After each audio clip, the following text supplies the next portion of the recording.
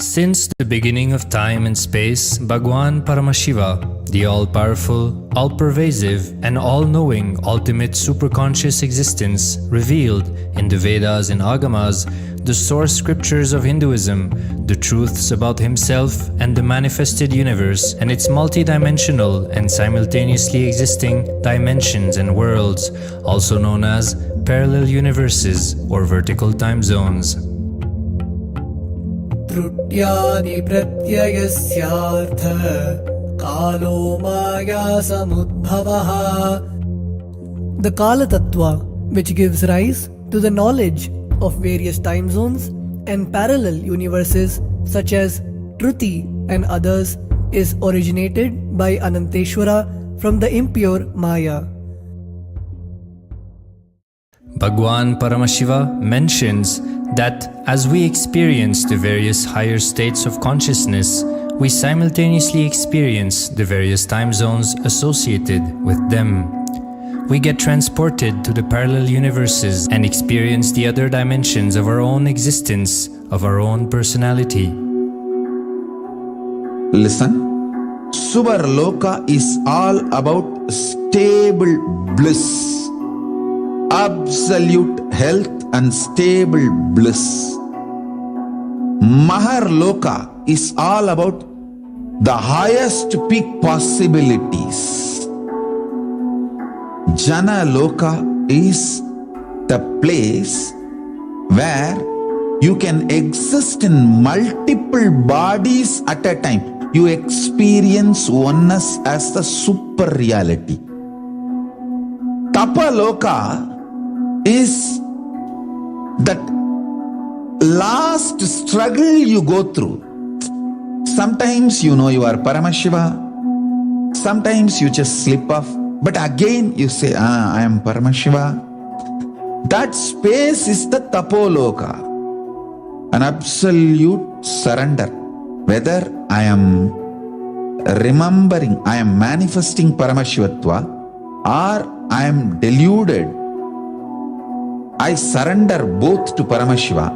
When you take that decision, you are lifted to Brahmaloka. You move to the Brahmaloka. The deep surrender lifts you to Brahmaloka. Then from there you move to Parandama, Vaikunta, and Kailasa, then Mahakailasa itself. The key to unlock these parallel universes is hidden in the spine of the human body. Human beings, only human beings on this planet Earth are empowered, hardwired, capable of migrating to parallel universe. Understand? Your spine is not only hardwired, capable of fueled, charged to lift you off to different parallel universes. Sukritan manavo bhutva jnani chen mokshamapnuyat chaturashita-laksheshu sharireshu sharirinam namanusyam vina yatra tattvahanantu labhyate. Of the 8.4 million bodily forms, the human body is the most important, for it is this form in which one gets knowledge of the essence. This knowledge of essence cannot be attained in any other form other than human. The possibility you have need to be told to you.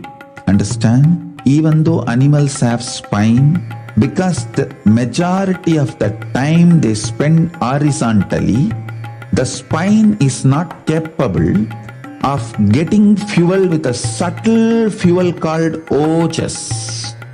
The ojas need to be filled in your spine, and the kundalini need to be ignited for you to reach parallel universe and different vertical time zone spaces. When our state of consciousness is raised, we start experiencing these higher lokas, allowing the various possibilities and powers available in these universes to start expressing in our own human body. Recently, scientists have discovered that the human body, particularly in the brain, naturally produces light in the form of biophotons, and that when our state of consciousness is lifted, the brain moves from producing a normal 20 photons of light per centimeter square per second to more than 100,000 photons of light per second. That shows us that as we start to experience higher and higher states of consciousness, we start to produce huge amount of light, which is directly proportional and translatable to the amount of possibilities and powers that start to manifest on this plane, as well as the freedom from pains and sufferings experienced by beings in lower states of consciousness. These higher lokas gives you various possibilities, powers. Paramasukadam Kevalam Jnanamurtam Dvandvatītam Gagana Sadrisham Tattvamasya Vilaksham Ekam Nityam Vimalamachalam Sarvadi Sakshi Bhutam Bhavadītam Trigunarahitam Sadguruntam Namami.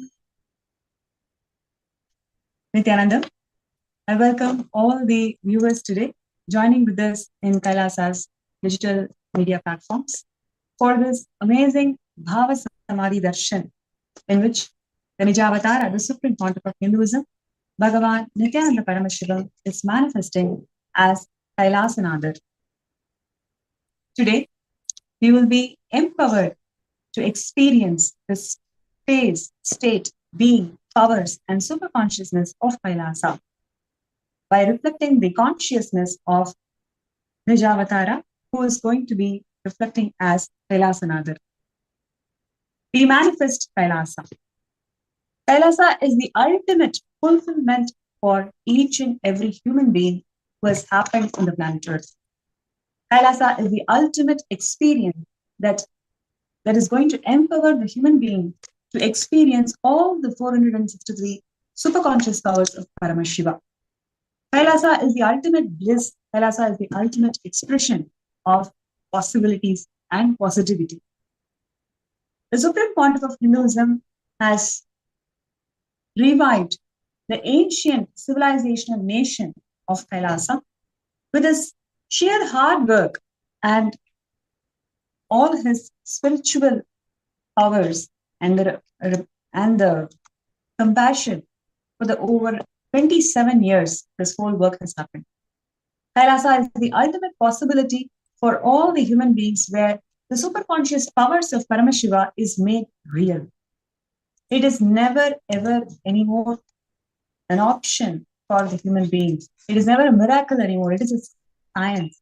The Supreme Pontiff of Hinduism has revived the first nation for Hindus, Kailasa, to one and all, for all of us to experience to all the spiritual legitimacy, social legitimacy, religious legitimacy, economic legitimacy, in every level experiencing the legitimate expression of Sanatana Hindu Dharma. Now, let's take a quick look at the initiatives of the Supreme Pontiff of Hinduism to revive the Sanatana Hindu Dharma through Sarvanya Pita by the formation of this nation, first nation for Hindus, Kailasa. The Supreme Pontiff of Hinduism took Bala Sannyas at the age of 3, and he was born in the temple town of Tiruvannamalai. He was recognized as an incarnation by various gurus and all the enlightened masters.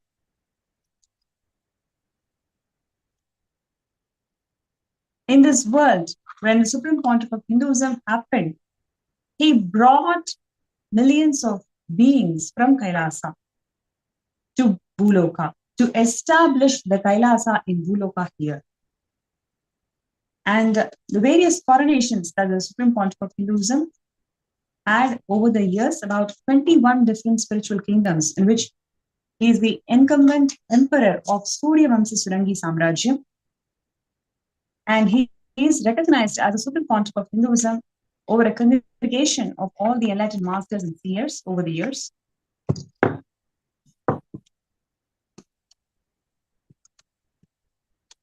Now, the Supreme Pontiff of Hinduism has formed the sovereign state of Sri Kailasa, which is considered as the first nation of all the Hindus.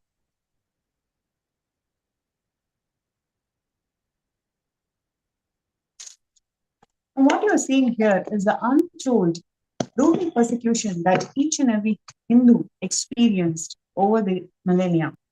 It is the untold brutal persecution that the Supreme Pontiff of Hinduism experienced over the decade that was brought to the limelight, the public, the international forum in United Nations by the permanent ambassador of Sri Kailasa.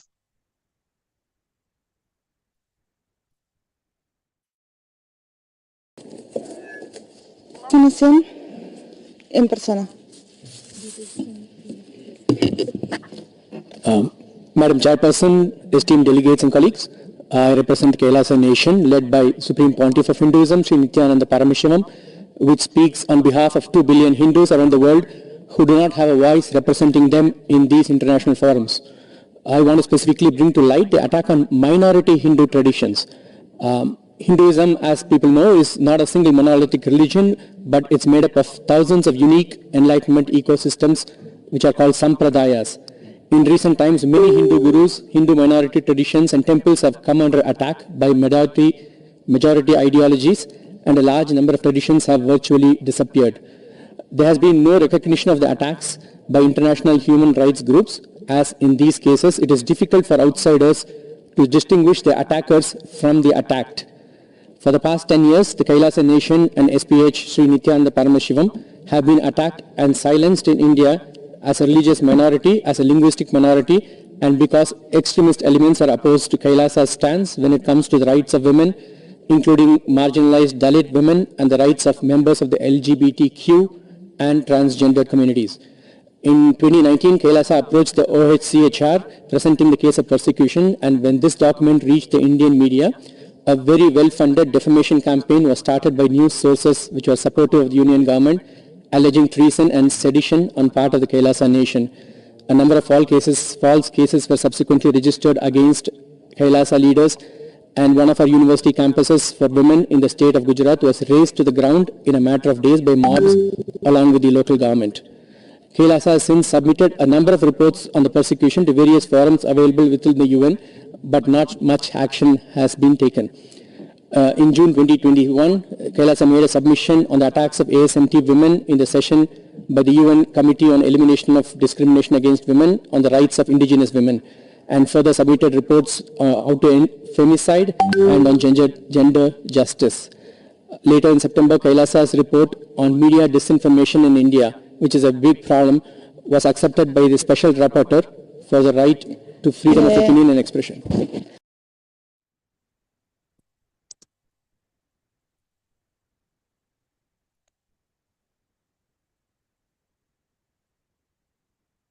The persecution that the Supreme Pontiff of Hinduism and the Kailasa faced over a decade, which was completely suppressed because of the state and non-state actors, was brought to the international attention by the United Nations, who accepted and recognized the persecution through over 8 reports.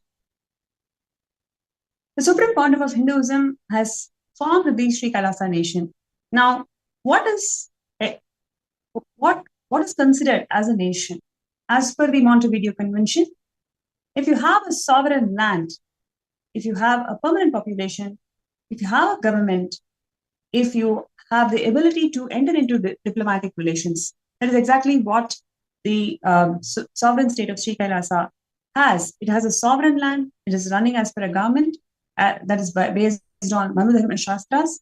It has already entered into several diplomatic relations with different countries around the world. It has a permanent population of 110 million people. And the Supreme Pontiff of Hinduism is recognized as the sovereign of the sovereign state of Sri Kailasa by United States of America.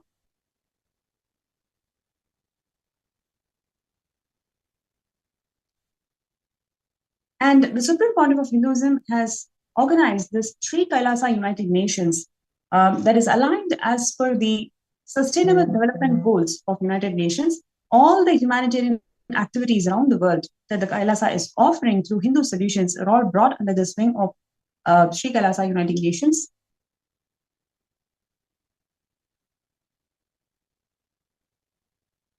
Now let us look into Kailasa's achievements.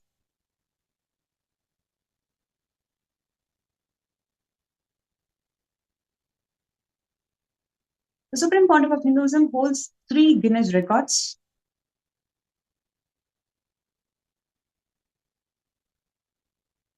And he also holds more than 10 Asia Book of Records, in which one of the most important record is the maximum number of books by the single author and the maximum number of discourses given by the single person.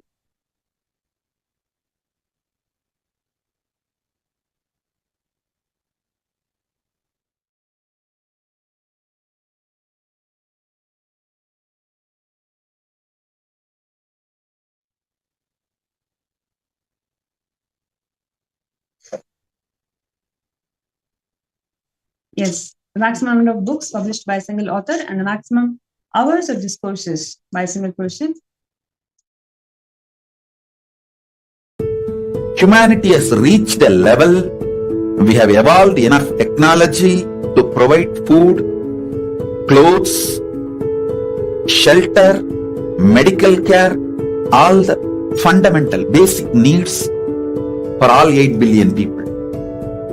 One side the homes foreclosure and the homes are just locked without people. The other side, millions are in the platforms homeless. One side, tons of food is getting wasted and getting destroyed to maintain the price. The other side, millions dying without food.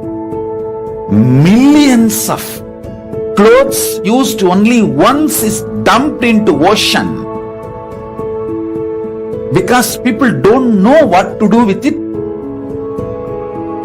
I have decided Kailasa is going to pick up a project.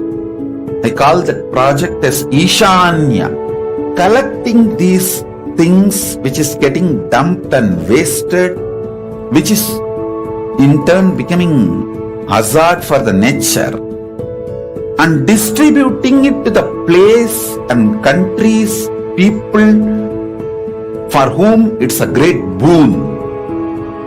In this Chaturmasya alone, we will be able to bring 1 crore people out of poverty.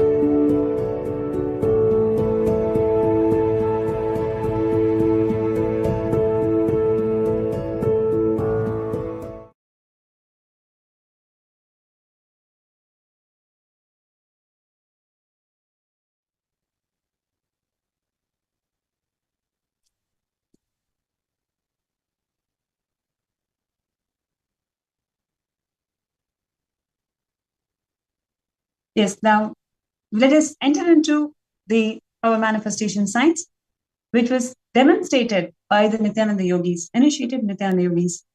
Please understand, today what we are seeing is to understand the largeness of our lives, where we come from. Each and every one of us are brought by Bhagavan from Kailasa to Bhuloka to establish this Kailasa.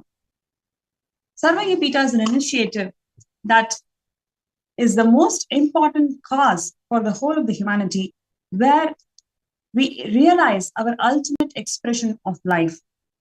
So if you feel that Kailasa is one of the most important initiative that the whole of the humanity needs, please join us by showing your support by being part of Sarvangapita. And what you're going to see is these initiated beings who are considered as the Yoga Prashtas were brought from Kailasa to Boloka to express the superconscious powers of Paramashiva. These power manifesting Nithyananda Yogis are the expressions of ultimate bliss that the Supreme Pontiff of Hinduism carries, and he has initiated them over the years. And what you're going to see is not just the demonstration of these superconscious powers, But you're going to see that these powers are expressed as a science by the intense work that the Supreme Pontiff of Hinduism has done for the humanity. That is entered into a power manifestation demonstration by the Nithyananda yogis.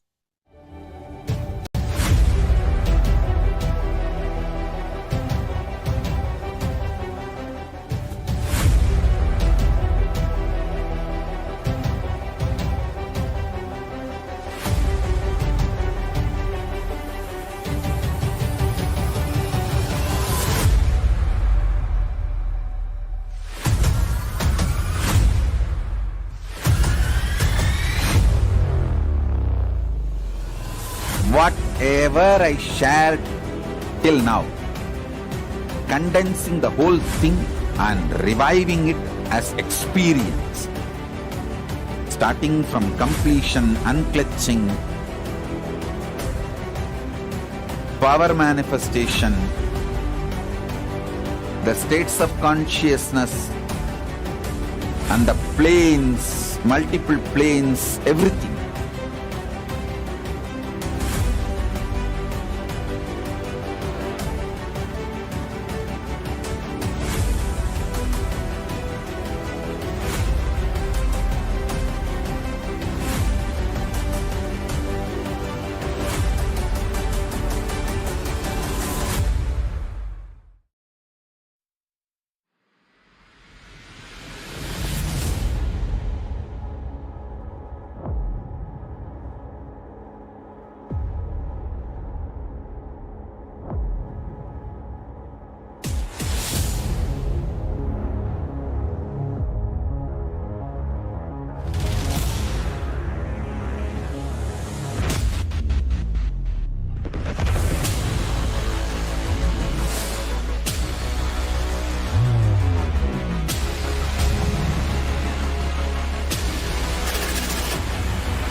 You will become Paramashiva.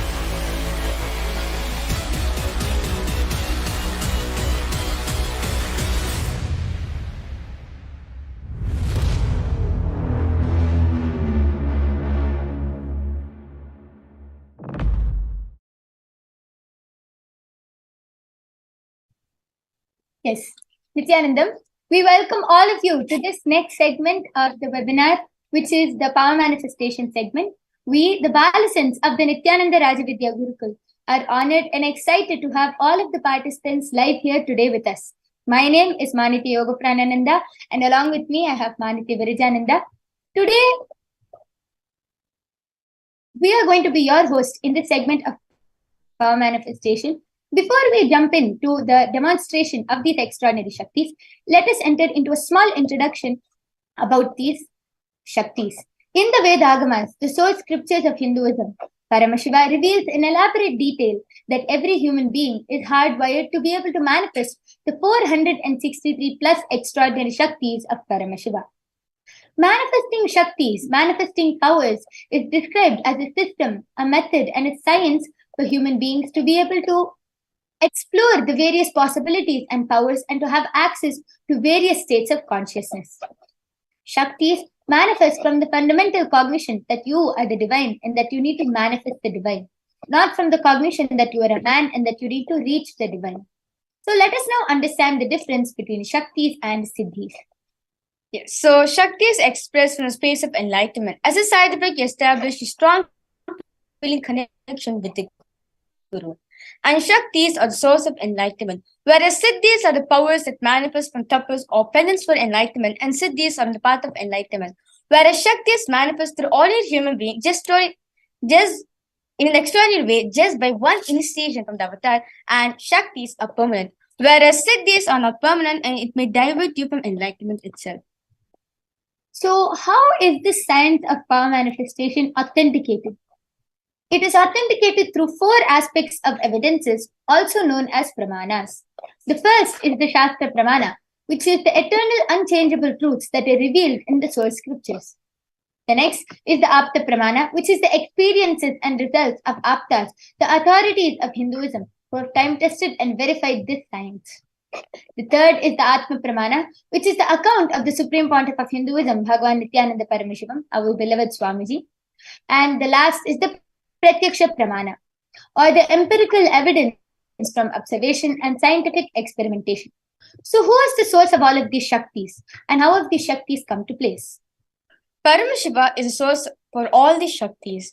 He is the primordial divinity in Hinduism, the ultimate reality and cause, who is self-effulgent, Swayam Prakasha, who is all-pervading, unchanging beyond time, space, form, and causality. As the fundamental base of Avyakta, the unmanifest existence, and Vyakta, the manifest existence, he performs the Panchakritya, the 5 cosmic acts of Srishti, their creation, Sthiti, sovereign rulership and maintenance, Samhara, rejuvenation, through Bhava, pulling out of delusion, and Anugraha, liberating grace for all living entities in the multiverse. So, how do we manifest these Shaktis exactly? When every ultimate truth, jnana, is mapped into our consciousness, prajna, it starts manifesting as a possibility and a power for every being, prajnana. So let us now watch a small video which beautifully explains about the science of Diksha, the science of initiation, how just by one look, touch, or word from the avatar, we can get initiated into manifesting the extraordinary Shaktis of Paramashiva.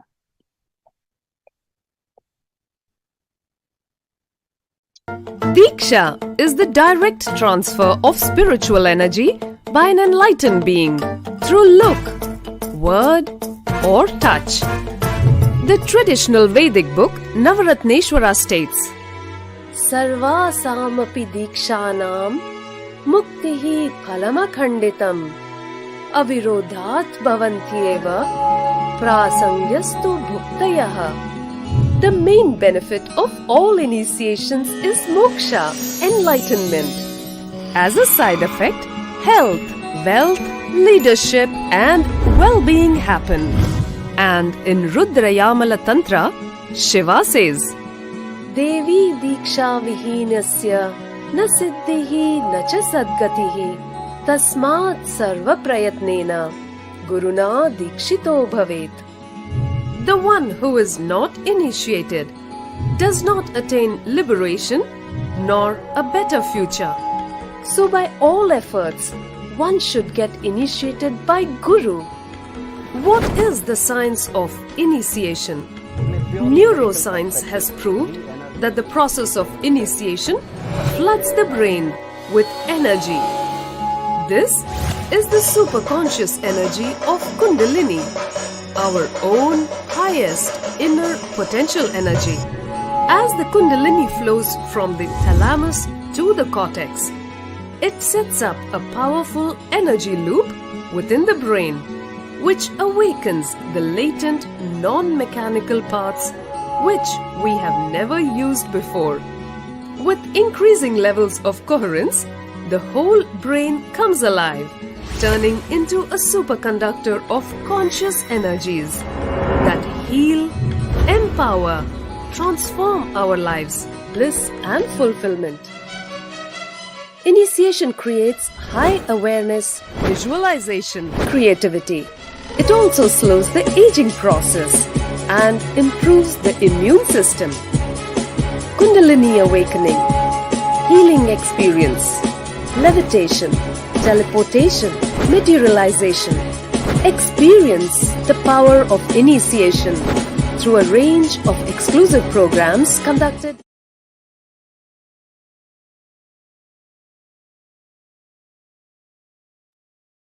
Yes. So let us now get ready to witness a very unique and exciting demonstration of the power of third eye. Let us first chant the Shastra Pramana for the power of third eye, which comes from the Vijnana Bhairava Tantra, Sutra 34.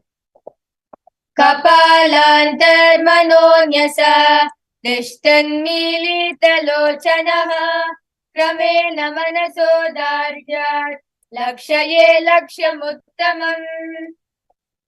The translation goes, by fixing the mind on the inner space within the crown center and sitting stably without any movement, having the eyes closed in succession, by that stability of the mind and inner space, through the power of third eye, one directly sees the ultimate goal Laksham, and by having the vision beyond the sight that reveals any object or place, attaining the space of oneness with the source, Paramashiva. The next is the Apta Pramana of the power of third eye, which is taken from the Srimad Bhagavad Gita, chapter 11, verse 8. where Bhagavan Shri Krishna beautifully says to Arjuna, न तु मां शक्यसे द्रष्टुम् अनेनैव स्वचक्षुषा दिव्यं ददामि ते चक्षुः पश्य मे योगमैश्वरम्. The translation goes, but you cannot see my cosmic form with these physical eyes of yours. Therefore, I grant you the divine third eye vision, behold my cosmic opulence. In the Bhagavad Gita, Bhagavan Shri Krishna beautifully initiates Arjuna on the power of third eye to behold Shri Krishna's Vishwarupa Darshan, which is the vision of Shri Krishna's own cosmic form. In the 11th chapter of Bhagavad Gita, which contains a detailed description of Bhagavan Shri Krishna's cosmic form, is completely narrated by Arjuna as he sees Shri Krishna through his third eye. The next is the Atma Pramana, which is Swamiji's own experience. So in Swamiji's own words, the first experience is that I was able to see everything around me, above me, the whole 360-degree vision. The 10 directions below me, everything. I realized not only I was able to see, I was able to feel and experience all of that as well.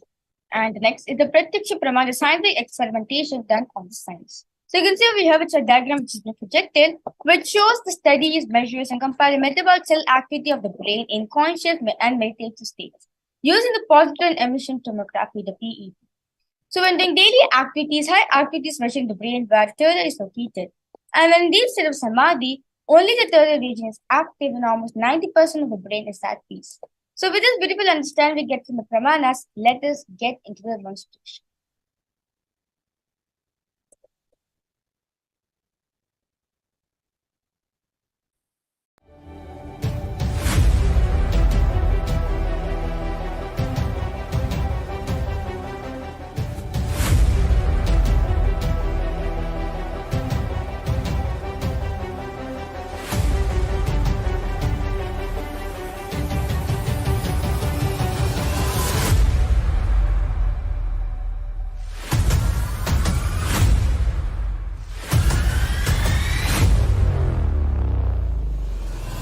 Whatever I shared till now, condensing the whole thing and reviving it as experience, starting from completion, unclutching, power manifestation, the states of consciousness, and the planes, multiple planes, everything.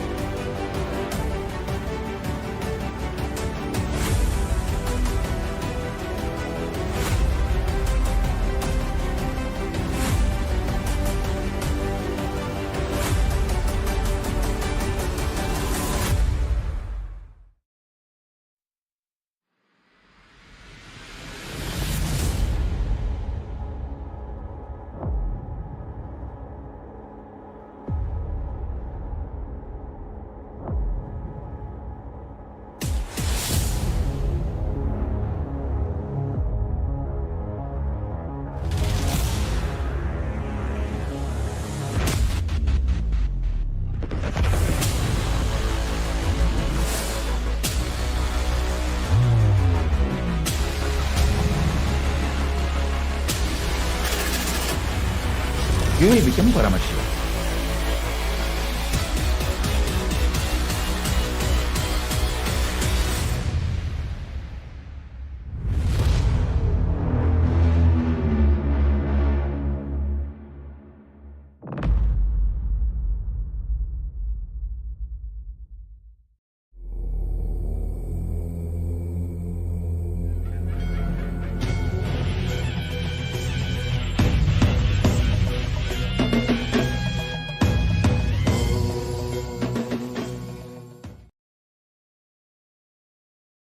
The Indian mass media cult and cinema industry, whether Bollywood or Dollywood or Bollywood or Sandalwood or all, the whole cinema industry in India, heavily funded by anti-Hindu elements. Yes, Nithyanandam. So let's now enter into the direct demonstration of these extraordinary Shaktis. So today Mahaviraja is going to be demonstrating the power of third eye to all of us today. And as all of you can see, we have the surgical eye patches. These are tested by the ophthalmologist and completely proven that no light can enter once it is placed on Mahaviraja's eyes. It will completely stick around her eyes and block out any light. So these are the eye patches which I'm going to be placing on Mahaviraja's eyes now.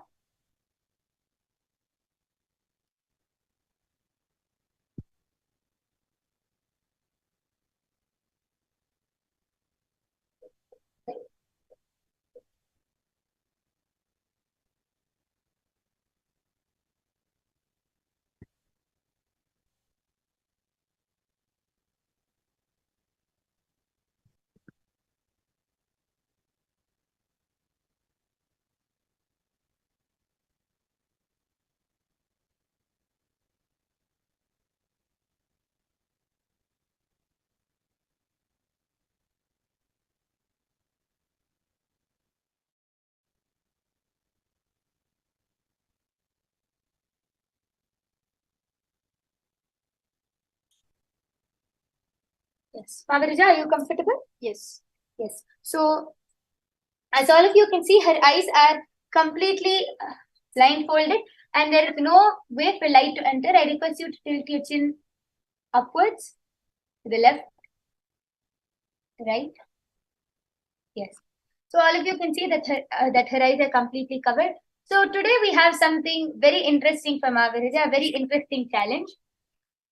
Do you all know that there is a red? I also request the screen to be projected here. So do you all know that a chemical engineering professor from Purdue University was in his element as he raced to assemble the periodic table in record time 8 minutes and 36 seconds to be exact, setting a new Guinness World title. With all his 118 elements set in place, Paul raised his hands, celebrated his new title as the fastest man to arrange all the elements of the modern periodic table. So today, the challenge which we have for Mahaviraja is that she is going to be reading out, describing and naming the words and the symbols of the periodic table with her eyes blindfolded. So, Mahaviraja, are you ready for the challenge? Yes. Yes. So I request all of the viewers, please go ahead and comment. What do you feel about this? And you can go ahead and also choose any one of the elements which you want Mahaviraja to read out, and you can post it in the live chat in the YouTube comment section, and Mahaviraja will be reading them out live. So I request the periodic table also to be projected so that Mahaviraja can start.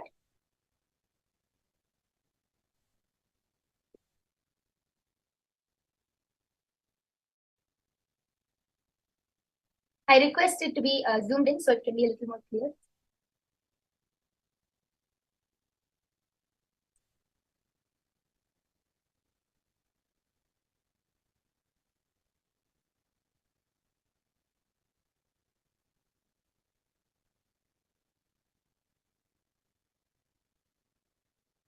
I request the periodic table to be zoomed in more as the words are not clear.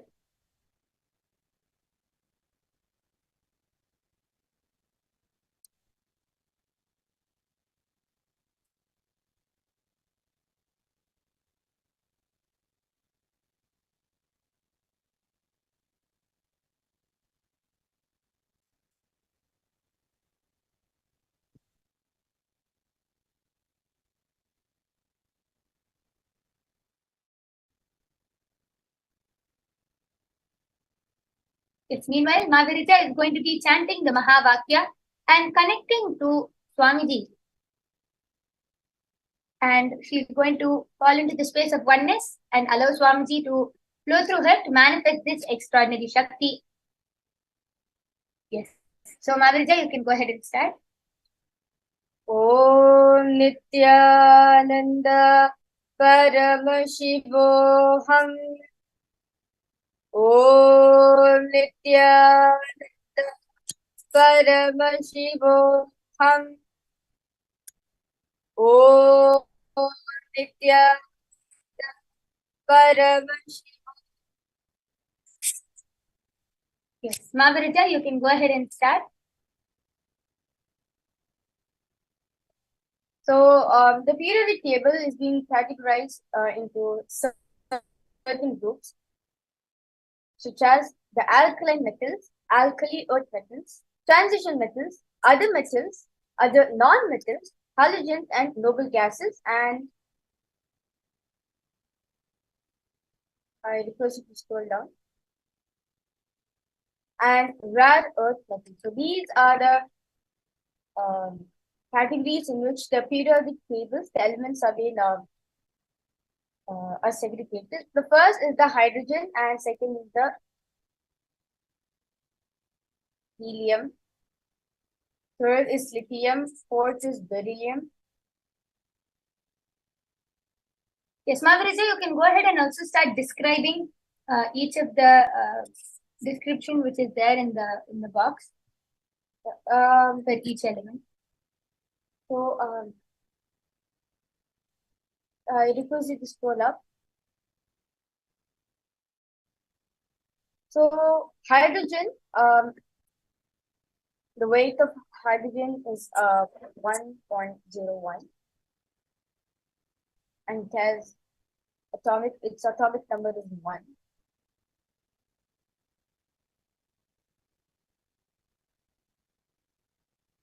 And its symbol is H.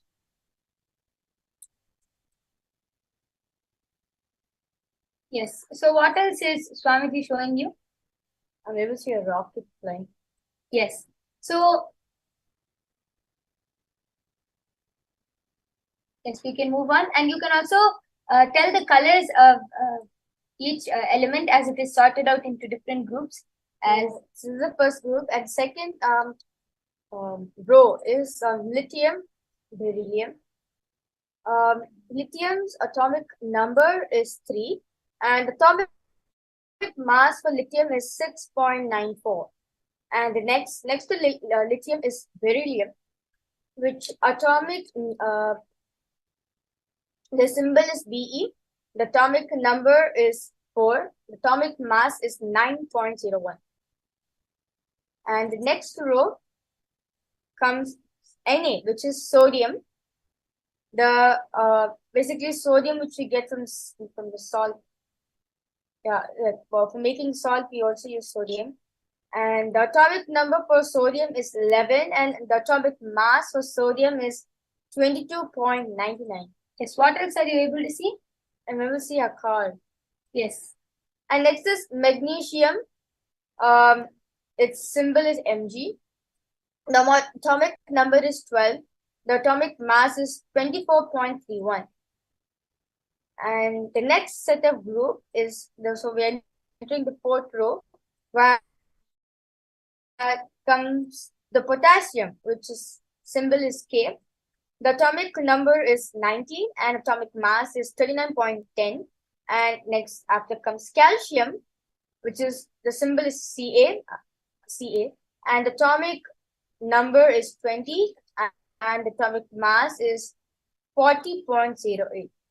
Next is scandium, which its symbol is Sc. Its atomic number is 21, and atomic mass is 44.96. Yes, and what else are you able to see? We will see a person, and he's getting like electrocuted in scandium. Yes. And next is titanium. The atomic number for titanium is 21. The symbol Ti, and the atomic mass is 47.88. Maybe see like a skeleton pointing out his femur bone, the top part of the femur bone. And next is vanadium. The atomic mass is 50.94, and the atomic number is 23. And we will see a box of tools, a toolkit. And next is chromium, which its atomic mass is 52, and its atomic number is 24, and we will see a car. And next is manganese. Its atomic number is 25, atomic mass is 54.94, and maybe see a torch. Yes, that was a beautiful description. So, Ma Virija, why don't you take the next challenge and read out all of the elements as fast as you can through your third eye. Are you ready for this challenge? Yes. Yes. So I request the timer to be projected on the screen. I request the periodic table to be zoomed in where it covers all the elements.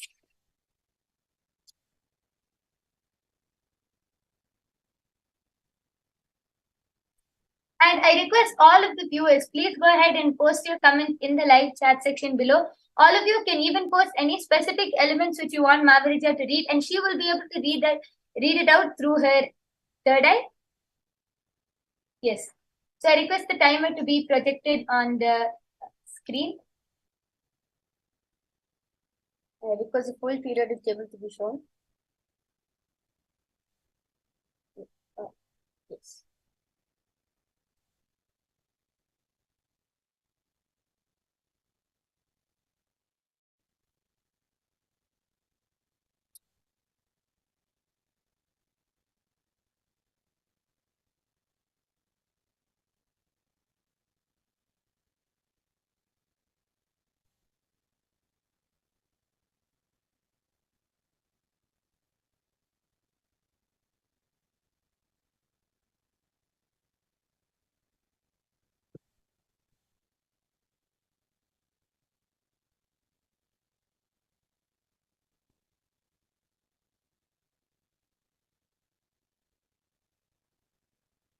Meanwhile, Magarija, why don't you go ahead and share? How do you feel about manifesting this power, and how do you feel by having to tackle a new challenge every day through the third eye? How do you feel about it? Why don't you go ahead and share with all of the viewers?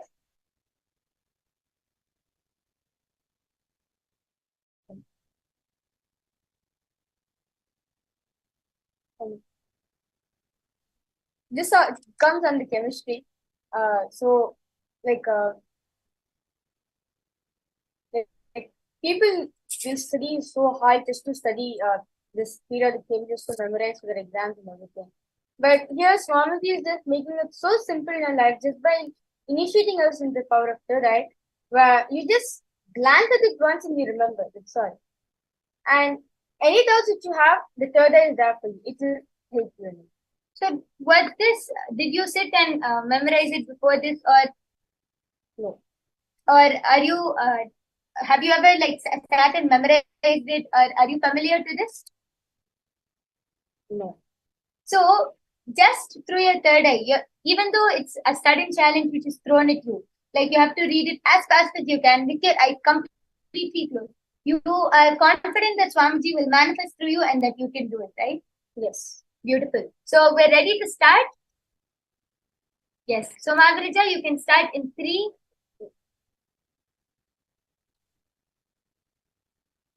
Yes, I request the timer to be projected on the screen so that Magarija can start. Yes.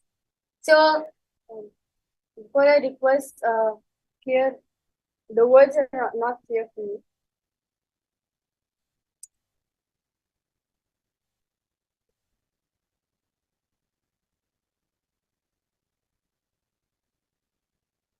Yes.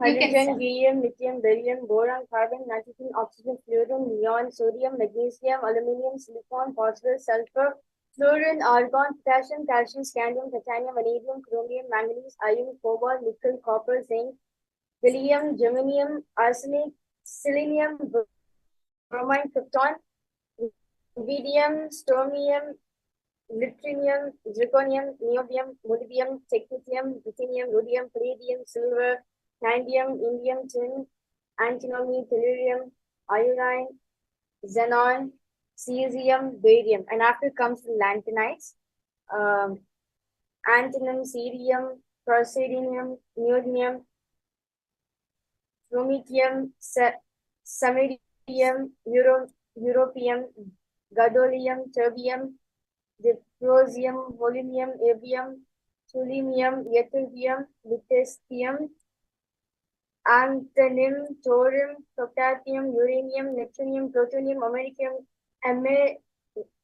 americium, thorium, berkelium, californium, isonium, chromium, mendelium, nobelium, lawrencium, rutherfordium, dubnium, seaborgium, borium, hesium, titanium, tungstadium, rontagium, coppernium, neonium, flavorium, moscovium, livornium, tennessee,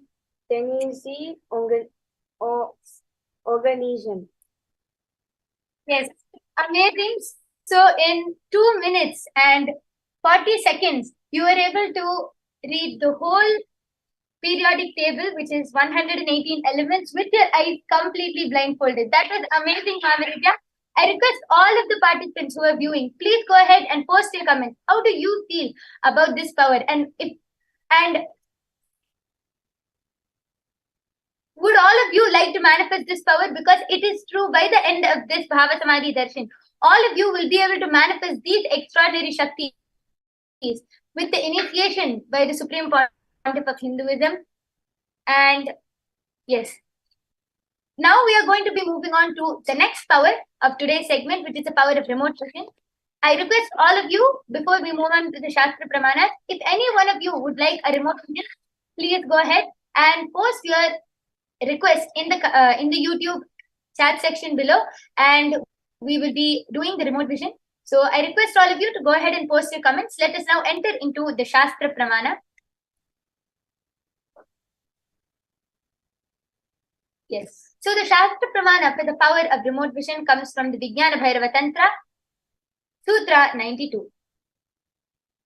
Vyomakaram svamatmanam ध्याये दिग्भिरनावृतम् निराश्रयाचितिः शक्तिः स्वरूपं दर्शयेत्. Bhagavan Paramashiva says, concentrate, cognize, restful awareness on oneself in the form of vast etheric space or sky, Vyomakaram, which is limitless in any direction whatsoever. Thus, the Chitta Shakti, the power of consciousness, freed from all support, reveals and manifests herself as the form of one's essential nature of the self. Let us now move on to the Apta Pramana for the power of remote vision, which goes back to the time of the Hindu Purana, the Mahabharata. The whole war, the sacred scripture of the Bhagavad Gita, is narrated to the blind king Dhritarashtra by his trusted charioteer Sanjaya, who is initiated into the power of remote vision, Dura Drishti, and Dura Shruti, the power of remote hearing, by sage Veda Vyasa. It is through Sanjaya's narration that the humanity has received the sacred scripture, the Srimad Bhagavad Gita. So let us now move on to the Atma Pramana, which is the experience of the Supreme Pontiff of Hinduism. Going back to Swamiji's childhood, Narayana Swami Tata was one of the gurus of the Supreme Pontiff of Hinduism and was well known in Tirunamalai to be able to see remote distances at ease. One day, a senior police officer came to Narayana Swami Tata seeking help to find a thief whom they were searching for the last 1 week. Narayana Swami Tata simply turned to the Supreme Pontiff of Hinduism and asked him to scan the whereabouts of the thief in the mirror with the black face, the Jnananjana of light. The Supreme Pontiff of Hinduism was not only able to see the whereabouts of the thief and was even able to show the same to the police officer, after which the thief was caught red-handed in the same location as revealed by the Supreme Pontiff. So, with this beautiful Atma Pramana, let us now enter into the demonstration of these extraordinary Shaktis. So I request all of you to go ahead and post your comments, and I request the YouTube live comments to be projected on the screen.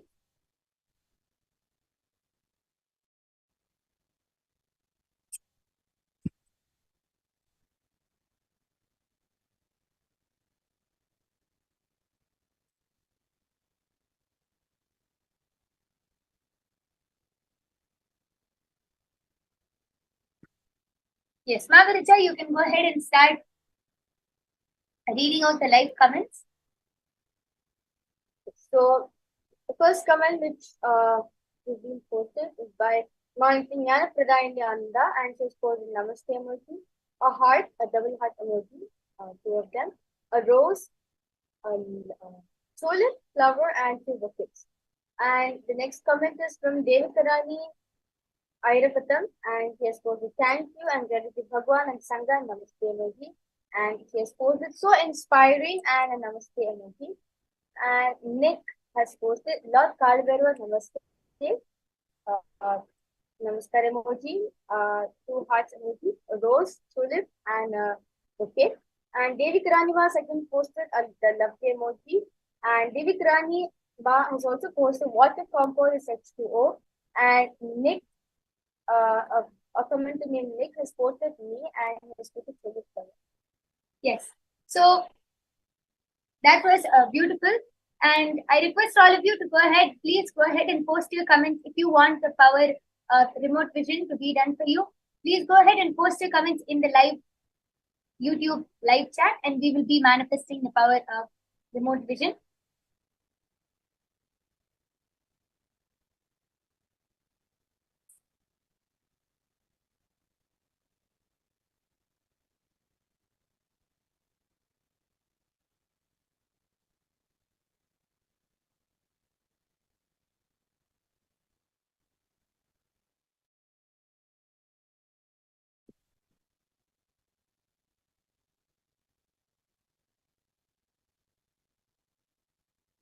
Yes, so Devi Kirani has requested remote vision of my house, please. Yes, my yoga brother will stand. We're going to do remote vision for Devi Kirani. Yes, so Nithyananda, I will be doing the remote vision for specifically one area of your house today, and we have something very interesting for everyone to get, for you to get a more, for you to see a more visual scanning of the house. We have something very special. I request the screen to be projected.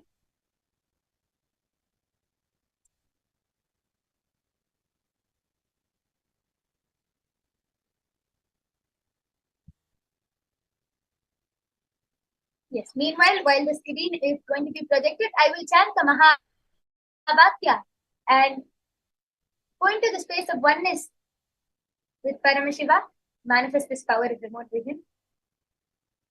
Om Nithyananda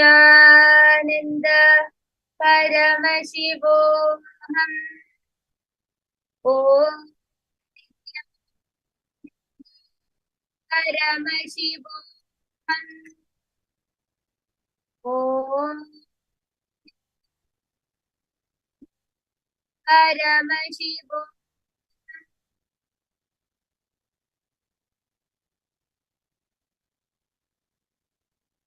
Yes. So as you can see in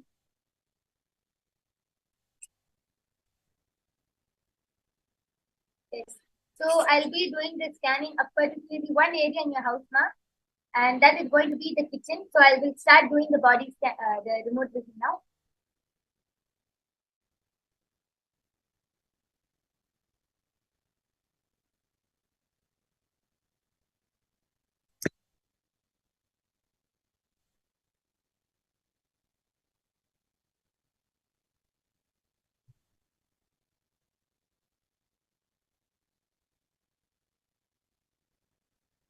Yes. First, starting with the layout, I'm able to see that the layout of your kitchen is more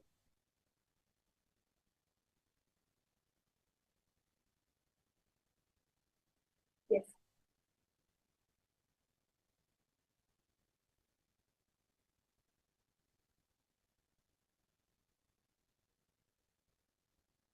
So I'm able to see that this island, which is projected over here, is a little more to the back, towards the back, against the not exactly against the wall, but not in the middle of the kitchen.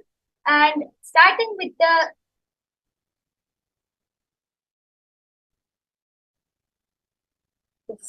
color of the kitchen counter, I'm able to see it's like a white marble slab.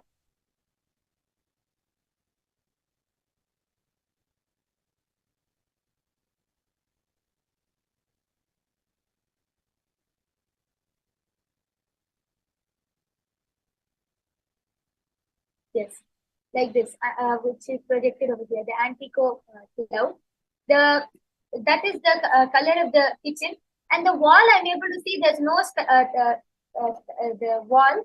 There's no specific design. It's just a plain white peachish color.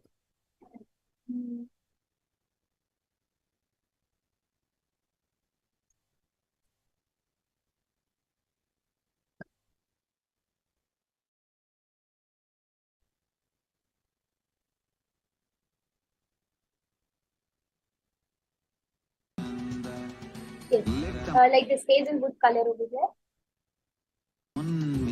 That is the color of the wall which is projected. The countertop, I'm able to see that the white marble.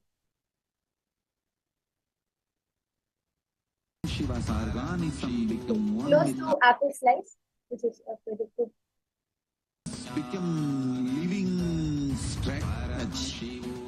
And the cabinet color, I'm able to see your cabinet is a light caramel brown.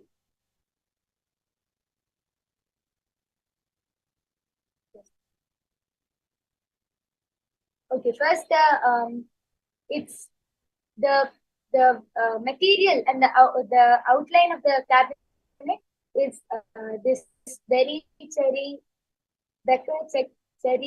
dusty glaze. Yes, and the color of the cabinet is more of a caramel brown, not this chocolate brown, more of a caramel brown color. And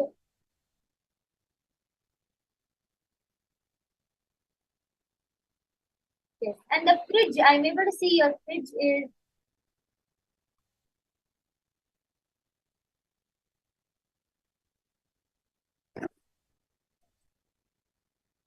I'm able to see it's a double-sided fridge only. And yes, some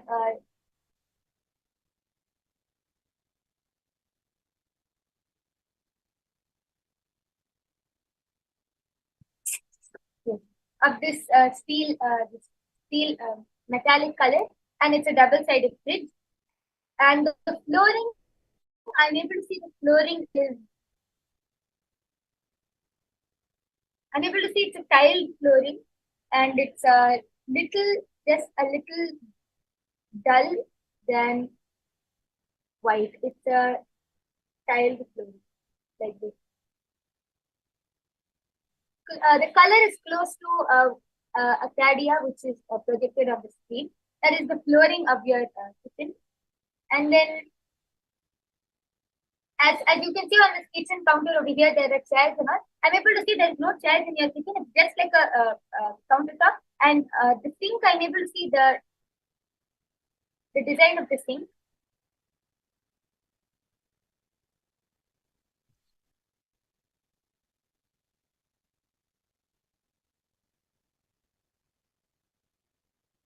Yes, I'm able to see it's a double-sided, like it has two areas where you can wash with one faucet. Yes. And the ceiling, I'm able to see the light. The lighting of your kitchen is white only.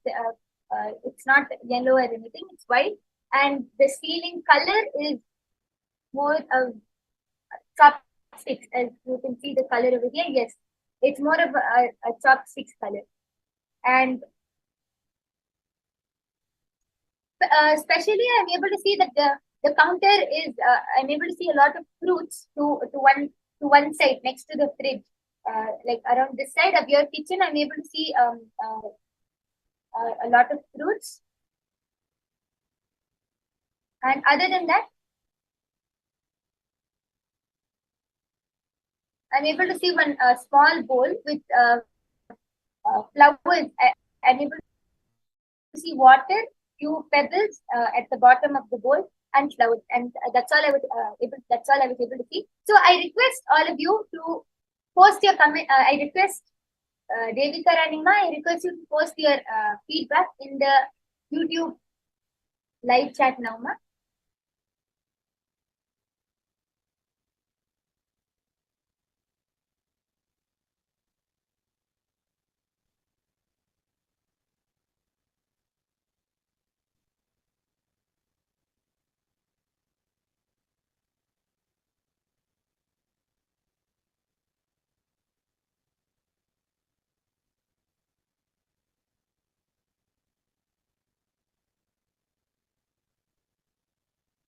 Specifically, I'm able to see that today morning or right now you're cooking pasta. That's one of the things which Paramashiva is showing. And I'm able to see salad. Specifically, I'm able to see carrots, cabbage and all. And I'm able to see salad. So I request you to verify this also, Ma. Please go ahead and post your comment in the chat section, in the YouTube chat section.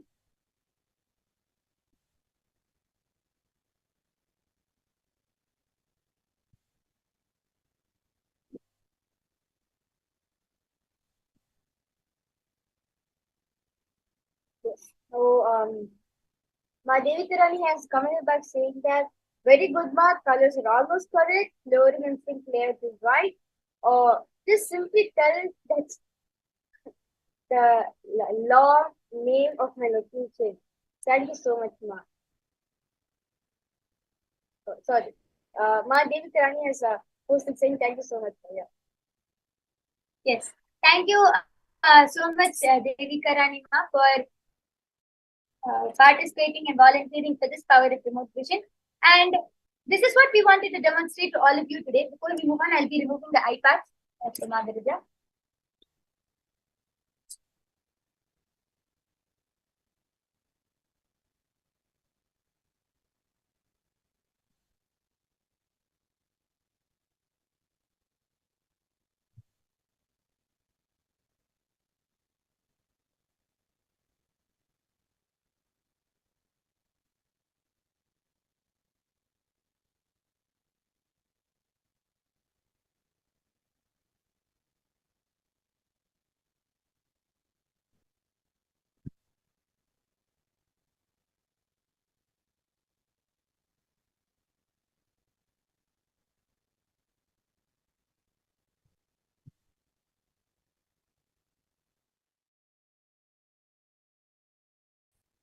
Yes. That was a beautiful demonstration of the power of third eye Magarija. And for all of the viewers, stay tuned for the upcoming sessions, followed by the Bhava Samadhi Darshan of Kailasanathar, manifesting in the Nijavatara of the Supreme Pontiff of Hinduism, Bhagwan Nithyananda Paramashivam. With this, we thank all of you for joining. Thank you, Nithyananda.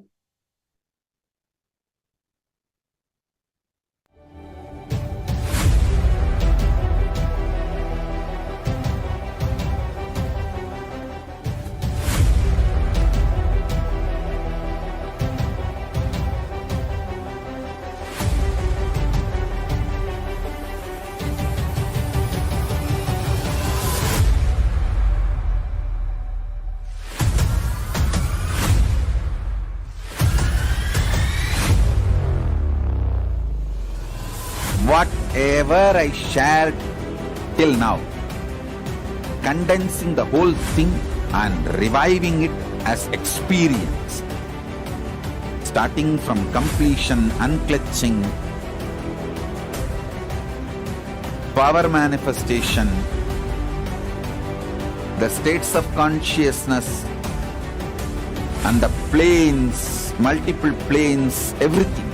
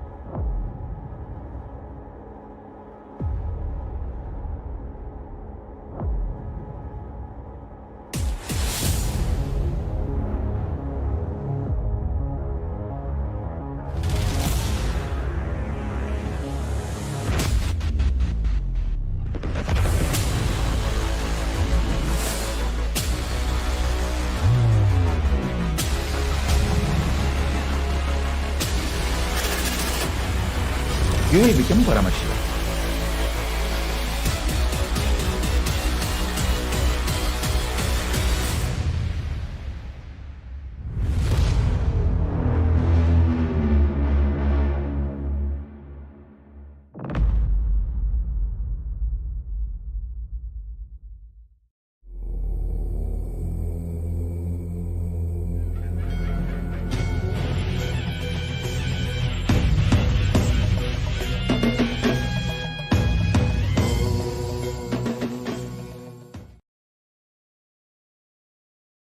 the Indian mass media cult and cinema industry, whether Bollywood or Dollywood or Bollywood or Sandalwood or all, the whole cinema industry in India, heavily funded by anti-Hindu elements, and they have successfully done the continuous hate speech at least for last 50 years.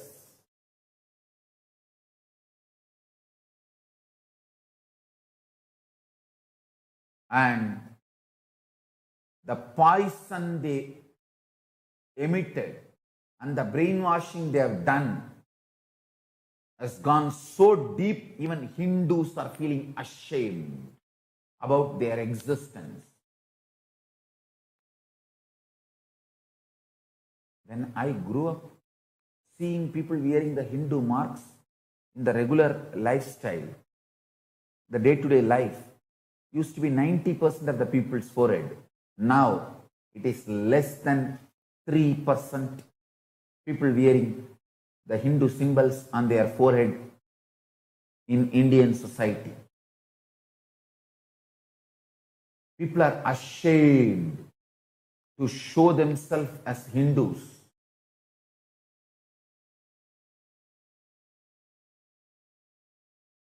Sadhus are terrorized. They have to constantly live in fear. All of you had an amazing demonstration of the superconscious powers of Paramashiva. And now we will be seeing what is that it means to manifest Kailasanathar. What is that state, being, and powers and superconsciousness of Kailasa means? How does it really feel? There's a beautiful video where the Supreme Pontiff of Hinduism is sharing his experience with his guru, Arunagiri Yogeshwara, when he saw the Kailasa, how it happened, how it looked, how it felt, and the state of unclutching that helps you to manifest the state of Kailasa. What is unclutching? What are the different types of unclutching? How do we unclutch from all our thoughts and be established in the state of Kailasa? Let's get ready to watch the video where the Supreme Pontiff of Hinduism is beautifully sharing his experience of seeing the Kailasa and taking us all to that state of Kailasa by the state of unclutching.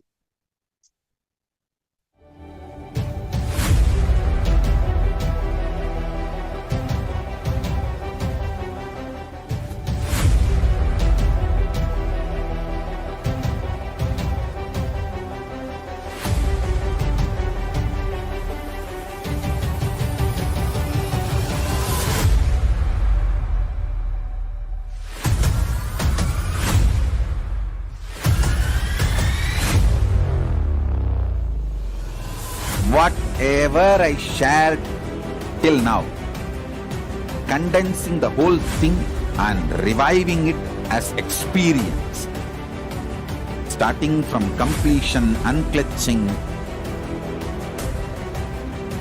power manifestation,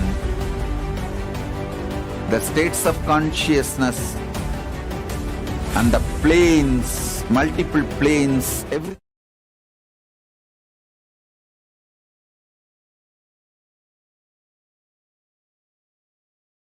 This really happened when I was with my guru, Arunagiri Yogeshwara.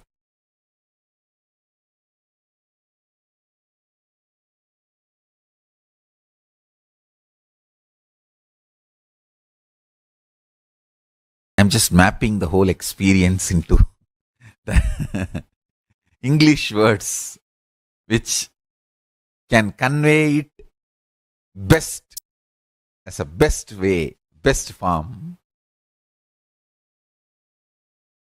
Try to listen to this satsang at least 5 times, again and again, because I'm just mapping it as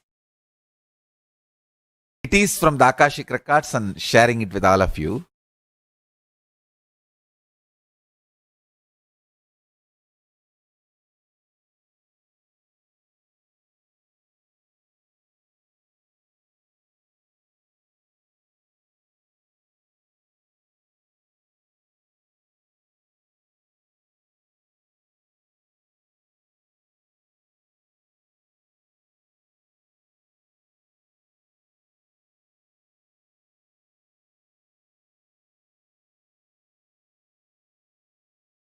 It was a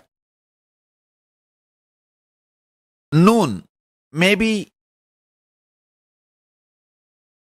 2 o'clock or between 1 to 3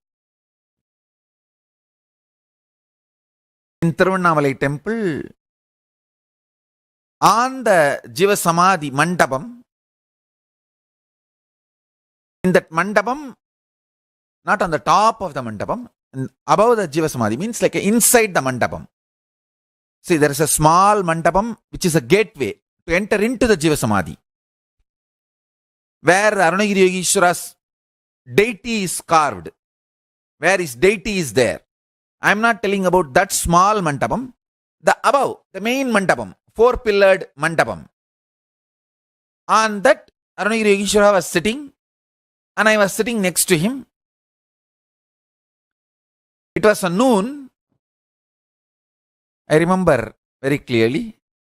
Not hot, very breezy noon. Neither cold nor hot, good weather. I was sitting, he was talking about Kailasa. He's a beautiful being, such a... Now, if I describe him again and again, I get into that same mood.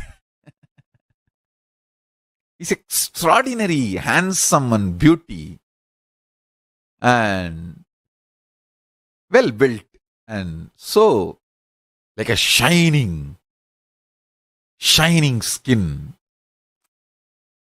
He was talking about Kailasa.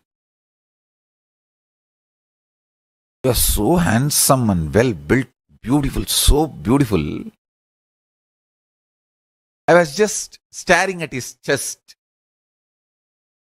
broad, well built chest with one Rudrakshmala. I was staring at his chest. Suddenly I saw the whole visual of Kailasa on his chest. This is the Mandapam. You can see. The small Mandapam is Jiva Samadhi, where his deity is there. Through that, you can enter into his Jiva Samadhi. That on the top, that 4-pillared hall is the place where he was sitting. And I was also sitting next to him. So,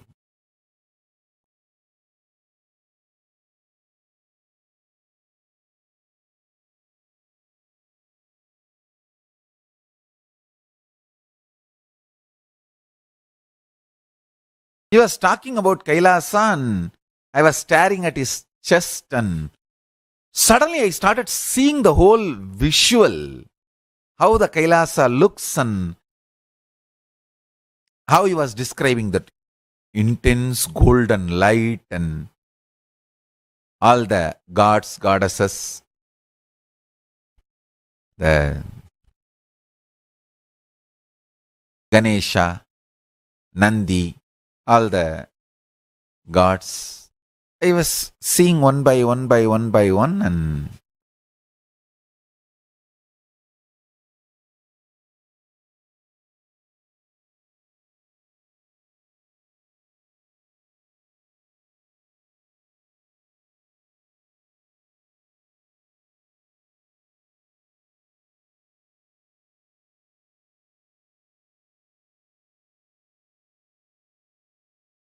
saw the Brahma and Vishnu, ultimately Parashakti sitting in the lap of Paramashiva with his Vishwarupa, 50 hands and 25 heads.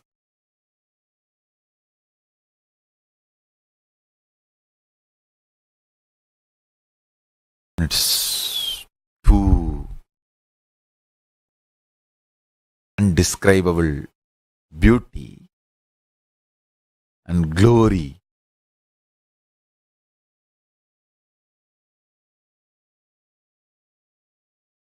Only when I deeply looked into the face of Paramashiva, I saw it's Arunagiri Yogeshwara. The face is one and the same.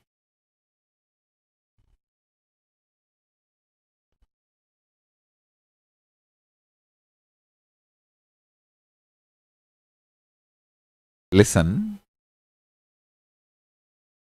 Then slowly I started sensing this bhuloka, means this dimension, this time zone.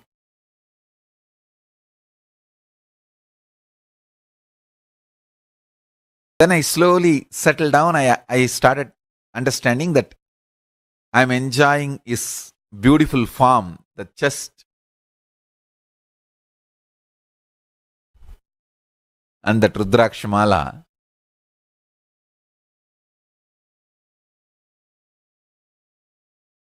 I was in that extreme ecstasy.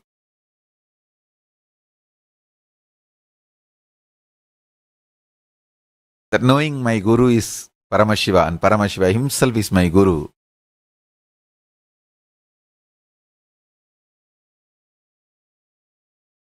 And slowly I'm settling down from that vertical time zone to this time zone. Very smooth landing. And he just hugged me to give a smooth landing without any shock.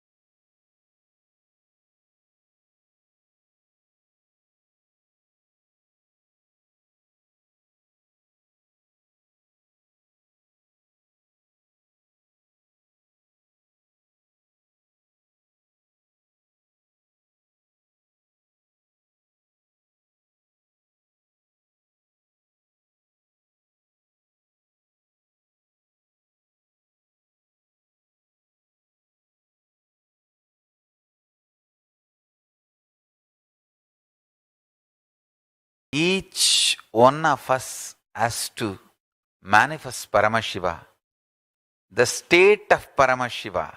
Understand? State of Paramashiva means absolute unclutched.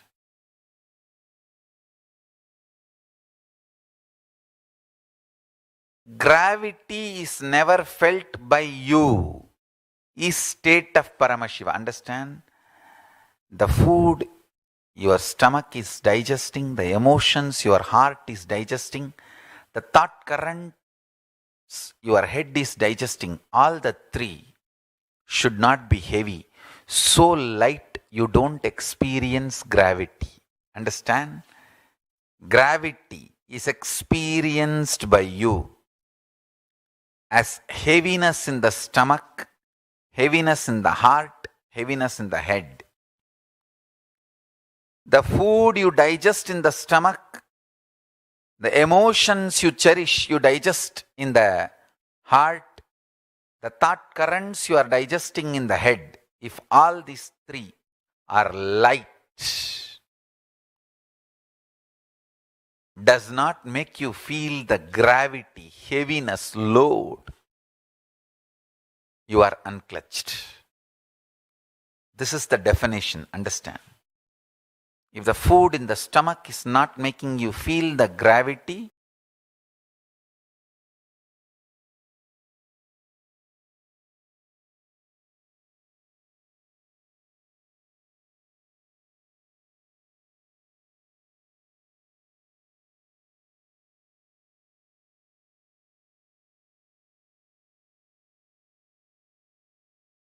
the emotions you cherish in the heart does not make you shiver, send chills in your spine, sends strong fears in your system, doesn't make you feel heavy, then you are unclutched. The thought currents you are cherishing in your head is not making you feel sad, frustrated, depressed, then you are unclutched. Understand?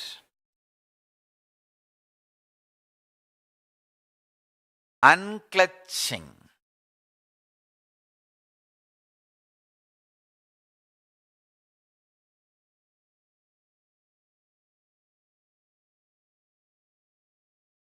unclutching.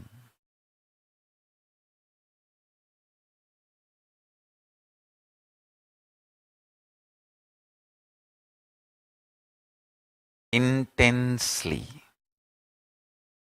sincerely, unclutching, unclutching, intensely and sincerely.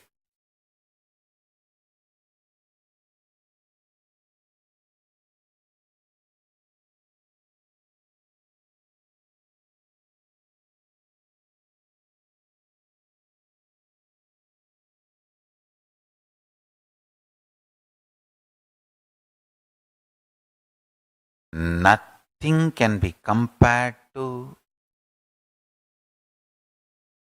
the ability of unclutching as a wealth to be earned in this life while you are alive. Understand? While you are in the body, the highest, greatest, best wealth you need to achieve is ability to unclutch.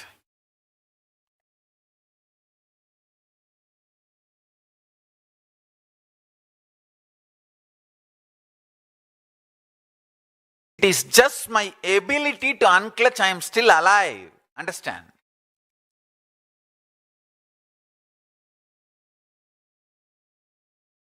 Please listen. It is just because of my ability to unclutch I am still alive. Otherwise, long before,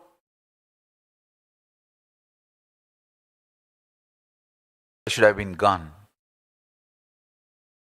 If I had mind, I would have had mental breakdown long before. Because I don't have one, I am not having breakdown. Ability to unclutch makes you a different metal altogether.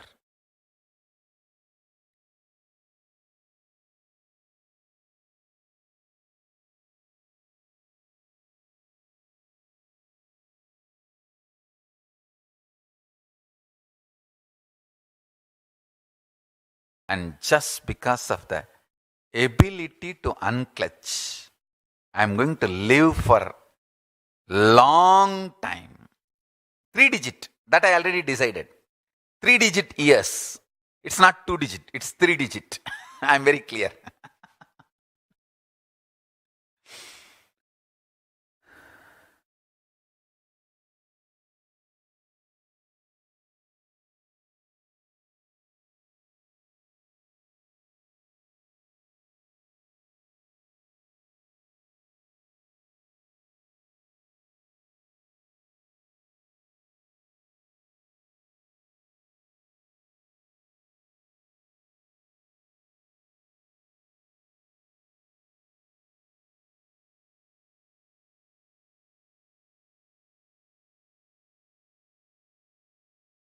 Greatest blessing you can receive from Paramashiva is ability to unclutch.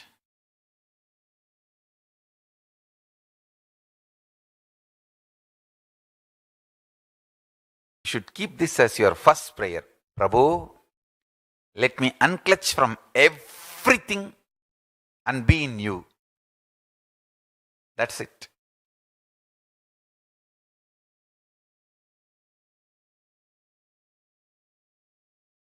That should be the first prayer. Highest priority for all of you. I tell you, it is just because of my ability to unclutch, all the best things have manifested in me.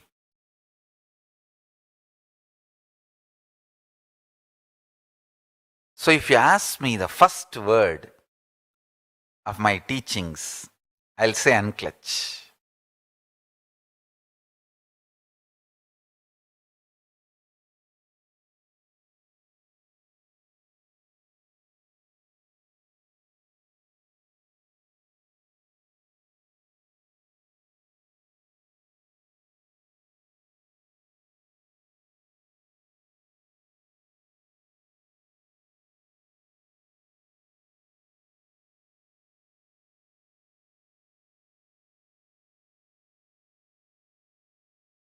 It was power of unclutching which is still keeping me alive. I tell you. Unclutch, unclutch, unclutch.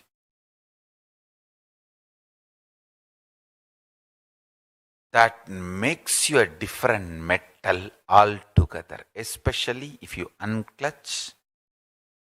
Because of my initiation, you just relax in Paramashiva, rest in Paramashiva. RIP should have a new meaning, rest in Paramashiva.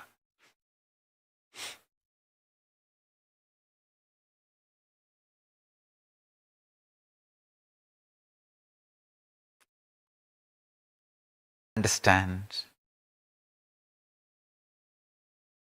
Nothing like unclutching. Nothing like unclutching.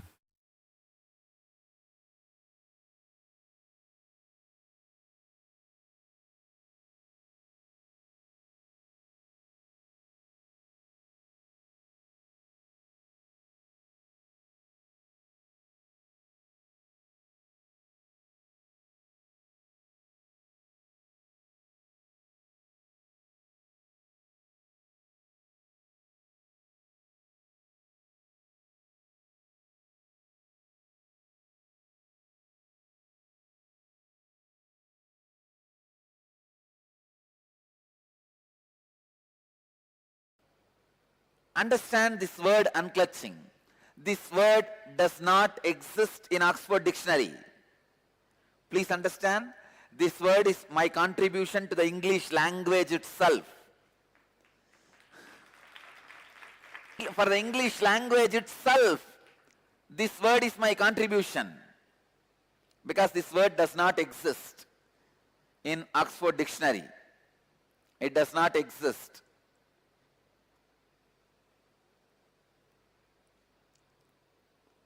One day early morning, like intuition, suddenly this word has flowered in me as a Mahavagya. Mahavagya means the ultimate truth, the ultimate statement. Each Mahavagya is the punch dialogue from one Upanishad. It is a punch from one Upanishad. Each tradition have their own Mahavagya. There are so many Mahavagyas. Aham Brahmasmi, Tattvamasi, Prajnanam Brahma,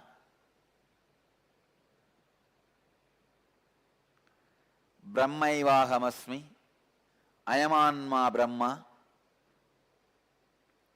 In Saiva tradition, Saiva Sampradayas, Shivoham. There are so many Mahavagyas.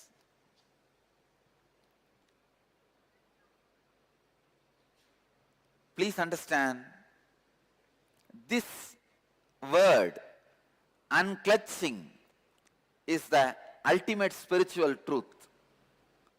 This process, unclutching, can directly upgrade your very consciousness. Today, through this webinar, I'll present unclutching as a technique, method to upgrade your consciousness, raising your inner space. When you upgrade your consciousness, raise your inner space, become more authentic, hundreds of good side effects happen. Like you become healthy, you become wealthy, you become a leader, you become more intelligent, you become more balanced. Thousands of things happen in you as the side effect of upgrading your consciousness. Today, I'll present unclutching as a powerful process to upgrade your consciousness. Understand these 3 words, then you will be able to catch the truth of unclutching. Clutching, disclutching, unclutching. Clutching, disclutching, unclutching. Clutching means, holding, getting attached.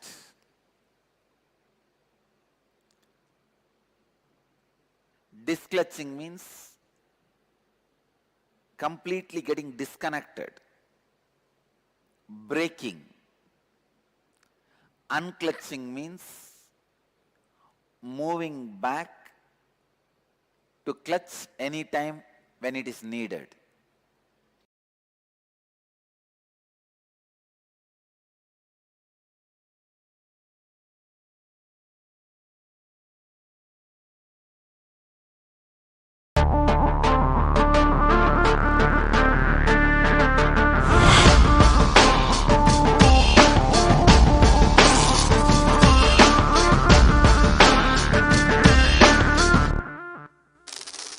The brain is the organ which controls our whole physical being. Once our brain has been imbalanced, it will then transmit that imbalance throughout the whole body. Thought forms are pure energy that have the ability to influence people and everyday events in life. According to science, our brains generate an electromagnetic field which may be measured by such instruments as an encephalograph. This electromagnetic field is generated by the brain every time we think, and as our mind is never still, we may be compared to perpetual power generators. Fear produces nervous disorders. Anger produces headaches and violence. Confused thoughts produce congestion and ill health. Depression causes cancer, tumors, mental diseases, and lowering of the immune system, causing death through own willpower. Our thoughts generate intricate energy patterns which can be detected by sensitive equipment and seen by clairvoyant individuals. These energy patterns are known as thought forms. Surprisingly, thought forms are shaped by the thoughts themselves. Each of us creates hundreds of thought forms every hour and release them into the environment.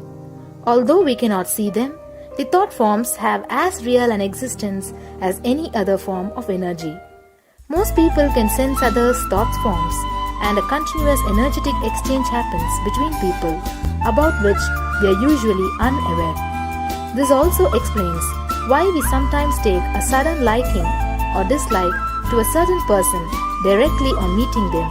We just catch their vibes. Unclutching is a guide for equanimity and enlightenment. Thoughts are like bubbles in a fish tank.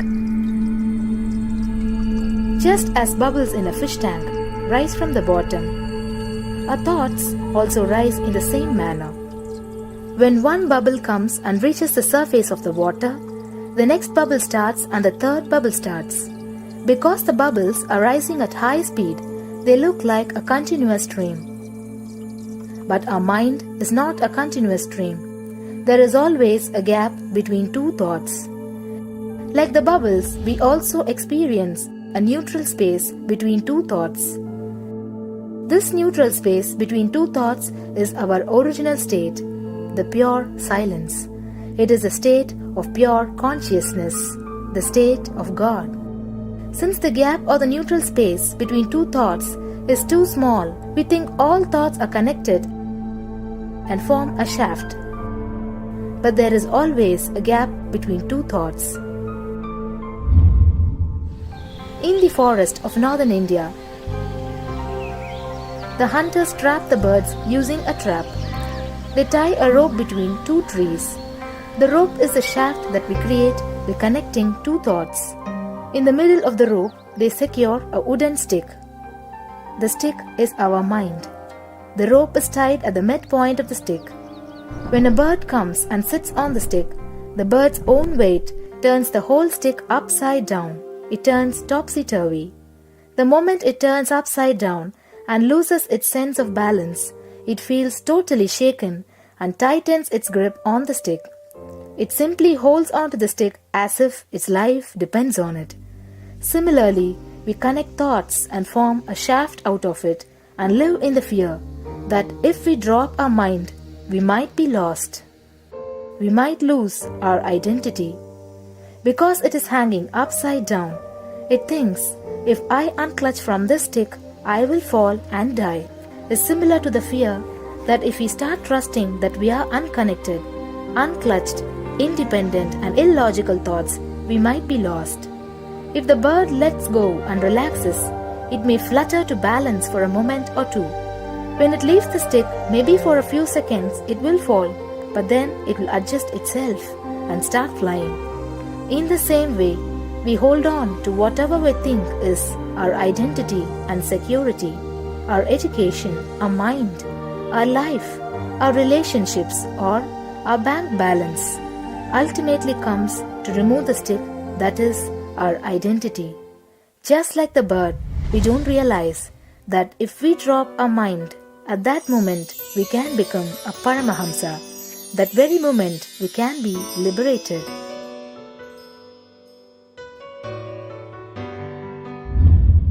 In Mundaka Upanishad, there is a story which explains, there is a huge tall tree, and in the tallest branch of the tree, there is a golden bird sitting unclutched from everything in bliss, like Dakshinamurti. In the lower level branch, there is a small bird which jumps from here and there to various branches eating fruits. When it eats a bitter fruit, it feels bad. Whenever she eats the bitter fruit, she sees the bird which is looking above, silently, like Dakshinamurti, and feels, why I should not be like that bird. But unfortunately, when the same bird, when it eats tasty fruit, it forgets the bird sitting above it. In the same way, she keeps battling between branches, eating bitter and tasty fruits again and again. One day, as a small bird flies up higher, and as it reaches near the golden bird, it realized that he and she are the same. There is no difference between them both and realizes her original state. The small bird realizes that she also can be in the same state of the golden bird and become a Paramahamsa. This moment, trust yourself. Don't bother about losing your identity. Just trust yourself and let go of your identity.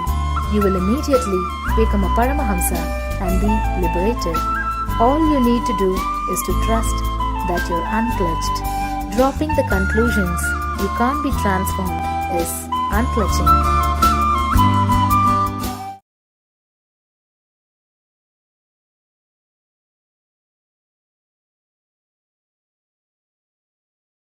Different shape, different size, different colors, different quality, different experiences. Some are related to joy, some are related to suffering, some are related to depression, some are related to excitement. Different kinds of thoughts. Please understand, continuously, different shape, different way, thoughts are flowing. One important thing you need to understand, all the thoughts which are flowing are completely illogical, irresponsible and independent. Please understand, some of the truths will be very strong words. Some of these words will be very strong. These thoughts are not responsible to each other. They don't have a logical connection. They are completely independent. Independent and illogical. They are not connected. For example, if I have to give one example, you see a dog in the street. Immediately you remember some dogs which you had as a pet or out which you used to be frightened in the young age. Then the memory of your young age. Then the teacher under whom you studied in your young age. Even when I say now, I give a simple logic base. But if you see your thoughts, it will not even have this much of logic. The dog which you saw in the street and the teacher at home you studied in the young age, have no logical connection. Suddenly, from which logic your thoughts move to which logic, you have no idea. You want to experiment, just now you can try. You take a paper and pen and write whatever goes on inside without editing for 2 minutes. Just 2 minutes. Without editing, like a Dragon software. In the modern days there are software medical professionals use for transcription. Whatever they talk will be transcribed. Just like that, if the software is connected to your mind, how it will completely transcribe. Same way, whatever goes on inside, try to transcribe, you will understand the thoughts which is flowing inside you are completely illogical, independent and irresponsible. Then what connects? What connects and gives you the kind of a feeling that it is continuous and logical? For example, if you believe your life is suffering, you will connect all the suffering and depressing thoughts and create the idea of pain shaft. Your whole life is a pain. I've seen when you ask people, how is your life? First thing they'll tell, oh, nobody has suffered like me. Even my enemy should not suffer like me. Means they catch all the incidents which created pain in their life and create a pain shaft. They believe their whole life is nothing but a pain shaft. Very rarely, when you are in a high mood, exciting mood, or when you are really in love with somebody or some object or with a life, you feel your whole life is a joy. At those moments you connect joyful moments, the exciting thoughts and create joy shaft. Life is a joy. The idea that life is a joy. Sometimes you create the idea life is a pain. See, what you believe. If you believe life is a pain, you will create an idea of pain shaft. If you believe life is a joy, you will create an idea life is a joy shaft. The depression which happened in us 10 years ago, the depression we experienced 8 years ago, the depression we experienced 4 years ago, the depression we experienced yesterday are independent incidents, our responses to independent incidents in our life, independent experiences. But when you connect all of them and see them together, you say my whole life is depression. This pain shaft or joy shaft, this is created out of your belief. If you see the exact thoughts moving as it is inside your inner space, they are neither right nor wrong. It is, that's all. It's an existence, reality. It's just flowing. But when you create some idea, when you want to restrict, when you want to frame them for future reference, you frame them either as pain shaft or joy shaft. The difficulty is not, you don't stop here. The moment you identify your life as a pain shaft, you try to break it. If you identify your life as a joy shaft, you try to elongate it. Neither you can elongate nor you can break. That's the problem, because the shaft does not exist in reality. It does not exist in reality. It's just imaginary. It is just your feeling. If it exists, you can break it. It does not exist. You try to break which is not there. You are trying to continuously fight with something which is not there. Either joy shaft or with the pain shaft. Again and again we try to break the pain shaft. Trying to break the pain shaft brings one more pain. I have seen people after reading the books like Stop Worrying, Start Living. Now it's very easy to become a philosopher. Thought which is completely impractical. I can give you some 4 or 5 tips how to become a philosopher. Thought completely impractical. Thought which you are not able to practice. See, when you are not able to practice, others also can't practice. So naturally you will be dangling the carrot. It will continue, the business will go on and on and on. Anyhow, these kind of philosophers, when you read these kind of books and try to stop worrying, that will become one more worry. I have seen people create one more worry, trying to stop worrying. I feel that worrying is a problem only when you start thinking that you have worry, you are worrying. Only when you identify it as a pain shaft, any pain is a pain. When it is just a reality, when it is an existence, when it is just flowing in your being, it never creates suffering in you. Somebody asked Ramana Maharshi. Ramana Maharshi is a great enlightened master. Was from my native place. My native place boasts unbroken lineage of enlightened masters for the last 2000 years. Somebody, he had cancer the last moments of his life, and somebody asked him, Bhagavan, do you have pain? He says, pain is there, but there is no suffering. Understand, the pain is translated into suffering only when you create a pain shaft, not otherwise. When you can experiment now in your life, if you have any pain, back pain or headache, just look that space without giving the idea or the name pain. Suddenly you will see that experience which you are having as pain will disappear. You can experiment now, straight away. Continuously our life, we are creating either pain shaft or joy shaft. The words are flowing, thoughts are flowing in our inner space. Creating joy shaft or creating pain shaft is what I call fighting with Maya. In Sanskrit, we have a beautiful word, Maya means which is not there, but which gives the suffering as if it is there. Even if he is not there, if he gives the suffering as if he is there, he is called Maya. It is called Maya. It is not there, but it gives the suffering or the impression as if it is there.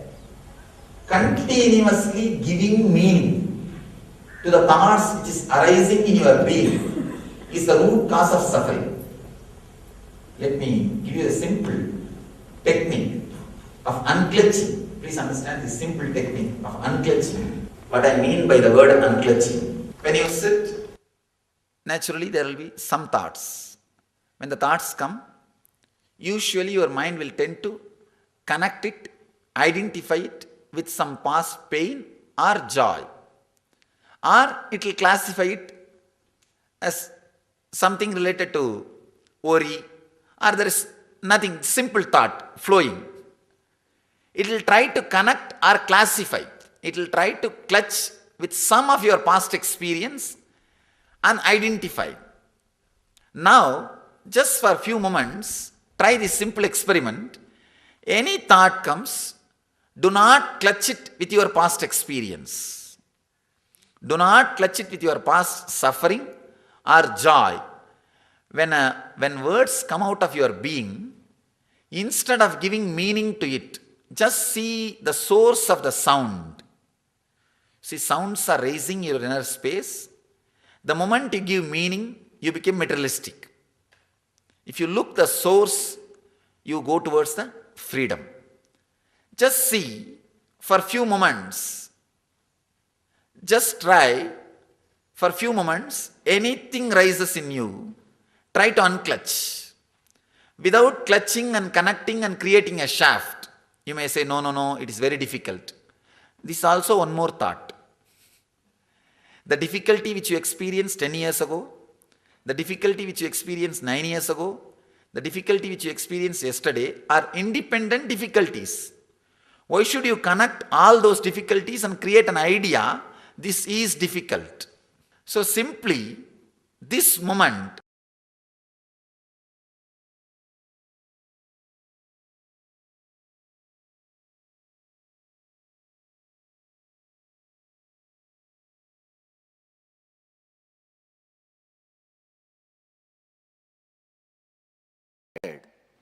unclutching is the ultimate meditation technique. It can directly upgrade your consciousness. Please understand, purpose of the human life is to upgrade your consciousness. Temples, rituals, religions, sacred books, everything is just for upgrading your consciousness, raising your consciousness. The very reason of your human body, existence of your human body, is to raise your consciousness. See, when your consciousness raises, automatically you become leader of your life, Lord of your life. You become God for yourself, Ishvara for your life.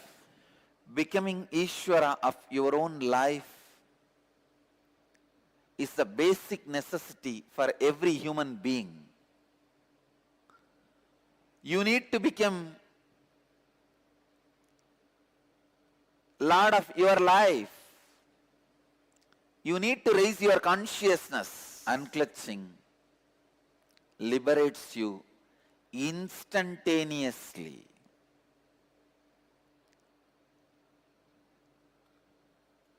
Immediately.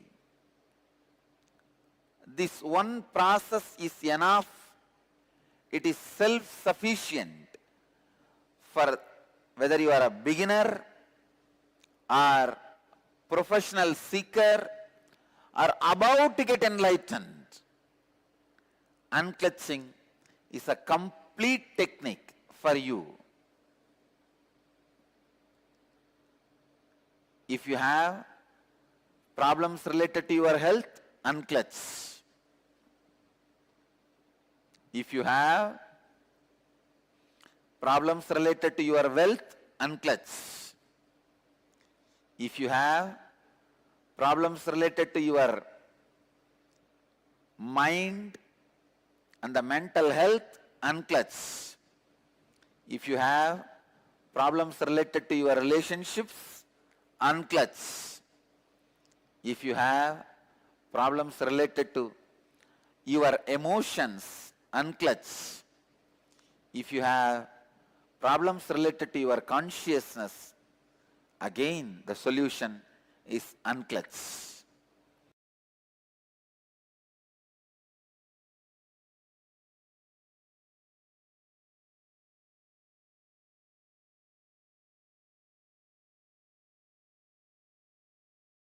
Paramashiva's message directly from Kailasa.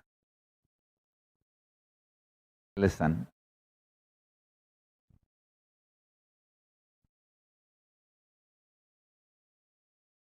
Mind is a mechanism built in you by the society to constantly drive you as it wants.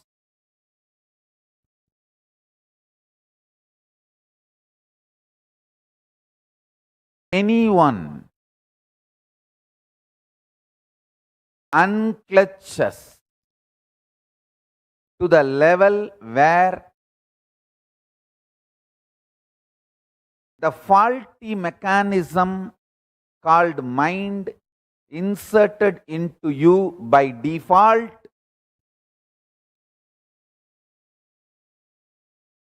stop triggering you, instigating you, lives in the state of Paramashiva. Let me repeat. Listen. Mind is the faulty mechanism inserted into you by default by the human society to trigger you, to drive you as it wants constantly. Anyone who decides to unclutch to the depth, to the level Society cannot trigger you anymore. It cannot trigger you anymore. It cannot drive you crazy anymore.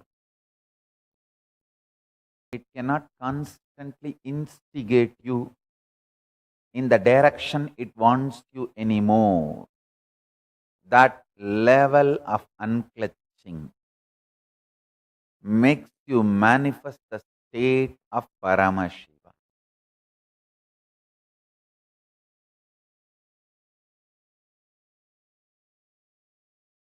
Paramashiva's message directly from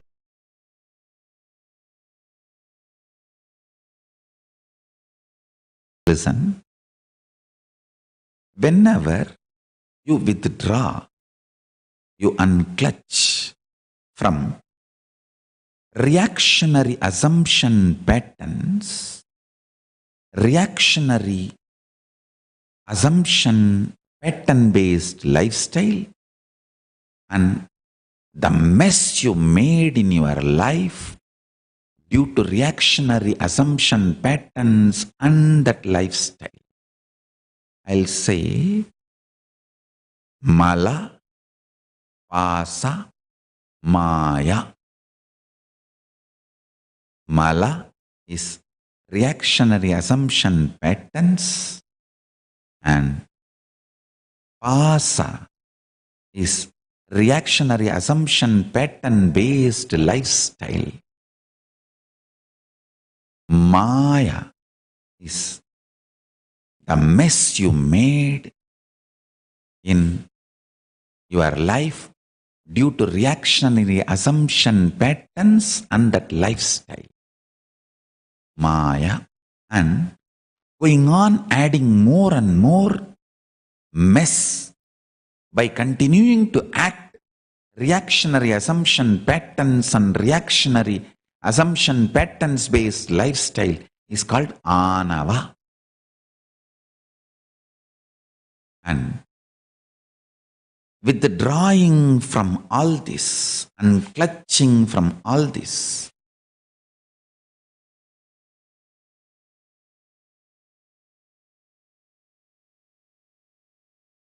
makes you explode in supernal effulgence of Paramashiva. The word Shivajnana Bodham. What the word Shivajnana Bodham means, the supernal effulgence means you will explode in that. Understand?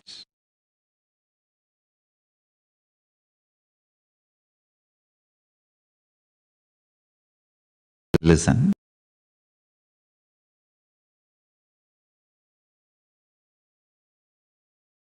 The ultimate luxury a man should earn in his life is ability to see his pure space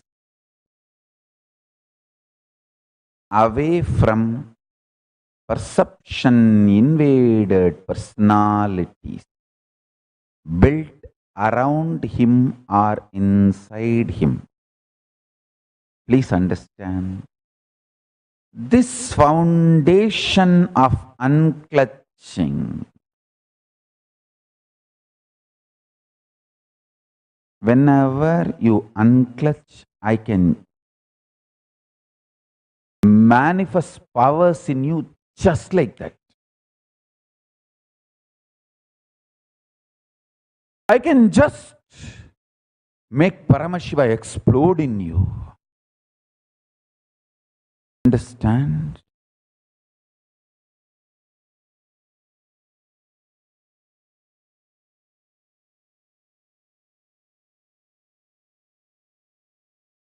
The perceptions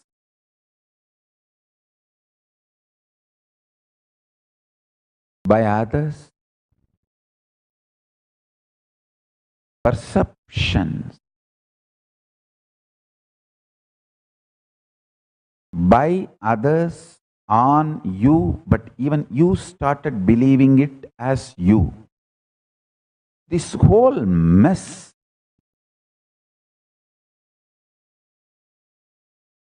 is what I call delusion. At least half an hour a day, have the freedom to sit with yourself absolutely unclutched, I tell you. If you start this simple unclutching, you will know whether to go behind the society's instigations, triggering, teaching, or go behind Guru and Kailasa. Listen. Difficulty is not in the travel. Difficulty is only your decision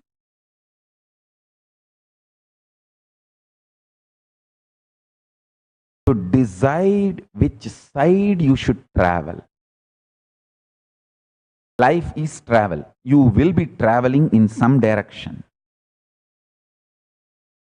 That is not difficulty. Just by inhaling and exhaling and living, you are traveling. The whole difficulty is making the right decision which direction you should travel.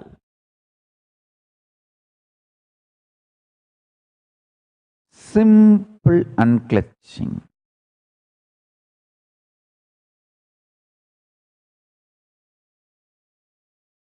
Few days before I was telling in the satsang that night time put a ice cube, ice pack or a wet towel on your stomach and fall asleep.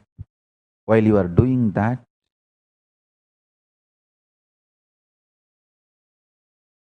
if you unclutch, even that will be a very powerful way of unclutching. I tell you, anyone who unclutches in the night time while you are falling asleep with a wet cloth on your stomach, literally you will experience Turiya in your dream state. Understand? The heat in the stomach can get converted into a Jataragni, pure energy, by cooling it with a wet towel. Understand? The heat in the stomach is more like a smoke, not the pure fire. The pure fire is the energy you experience. But the heat you experience in the stomach is more like a smoke. It's not pure fire. If you put the wet towel, the smoke will reduce and the pure fire will be experienced by you.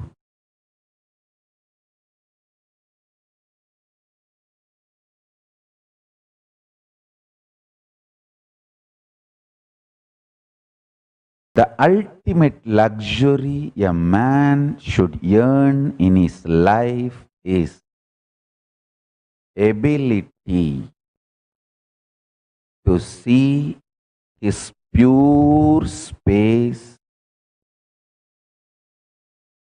away from perception invaded personalities built around him or inside him. Please understand, this foundation of unclutching, whenever you unclutch, I can manifest powers in you just like that. I can just make Paramashiva explode in you. Understand?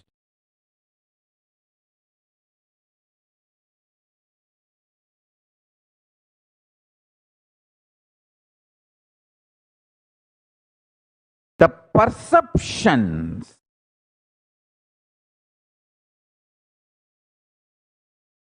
by others, perceptions by others on you, but even you started believing it as you. This whole mess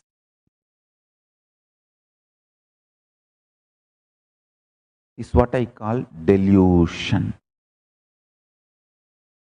At least half an hour a day, have the freedom to sit with yourself absolutely unclutched. I tell you,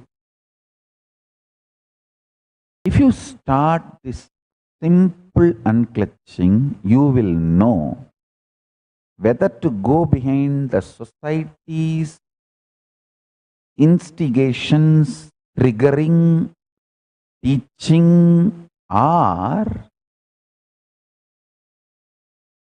go behind Guru and Kailasa. Listen. Difficulty is not in the travel. Difficulty is only your decision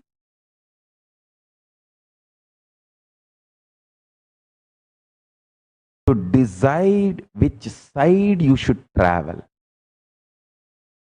Life is travel. You will be traveling in some direction. That is not difficulty. Just by inhaling and exhaling and living, you are traveling. The whole difficulty is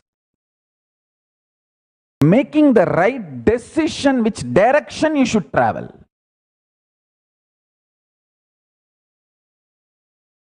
Simple unclutching.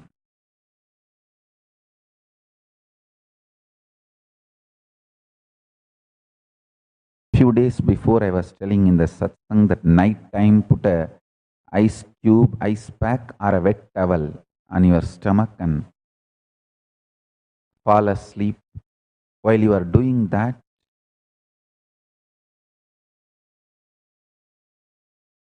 if you unclutch, even that will be a very powerful way of unclutching. I tell you, anyone who unclutches in the night time while you are falling asleep with a wet cloth on your stomach, literally you will experience Turiya in your dream state. Understand? The heat in the stomach can get converted into a Jataragni, pure energy, by cooling it with a wet towel. Understand? The heat in the stomach is more like a smoke, not the pure fire. The pure fire is the energy you experience. But the heat you experience in the stomach is more like a smoke. It's not pure fire. If you put the wet towel, the smoke will reduce and the pure fire will be experienced by you.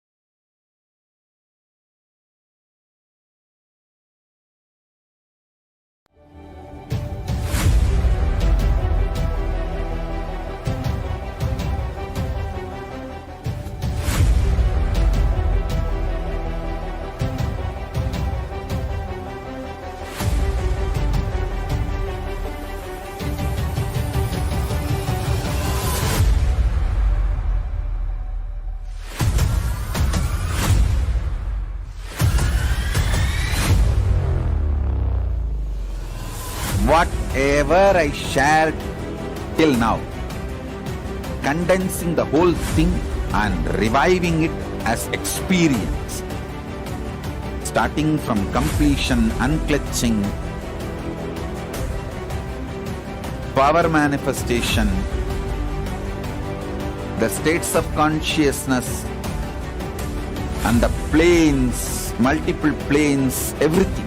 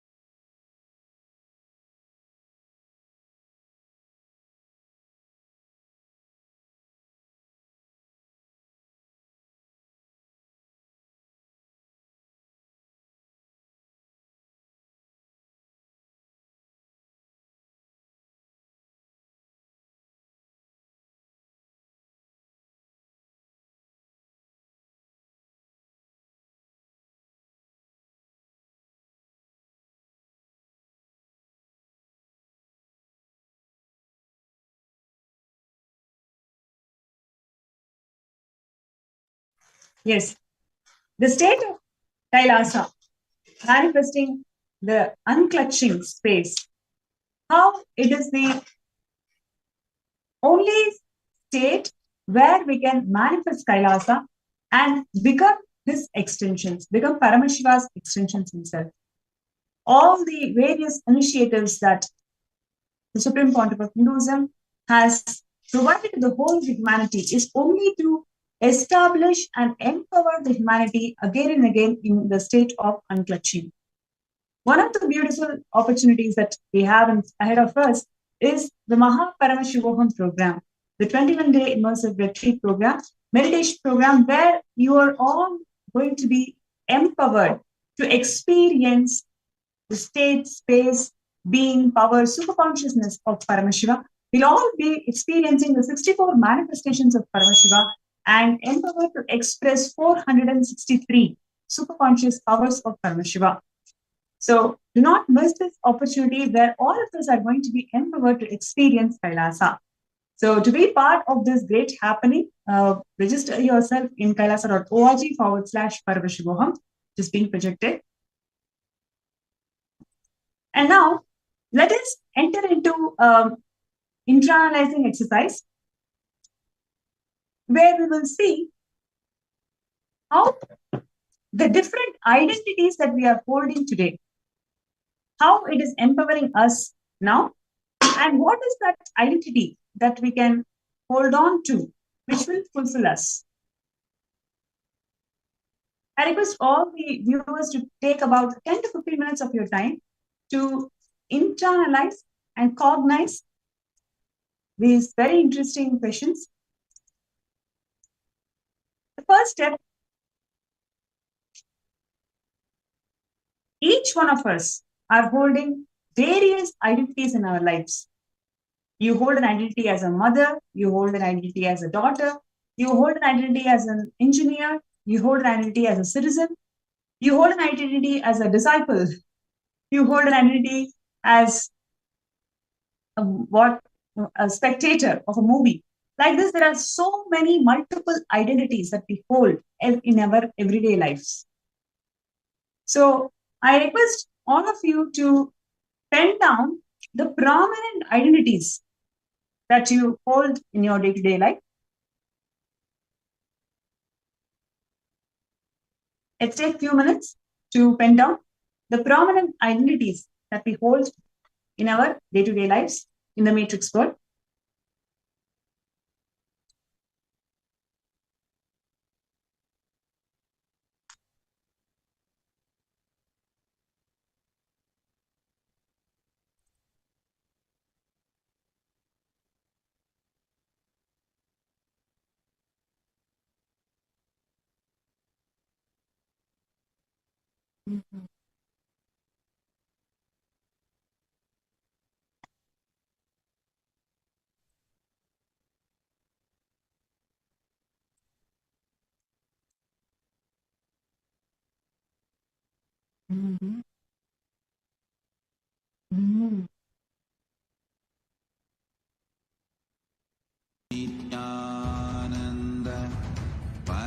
Let's take a few minutes to pen down all the different identities.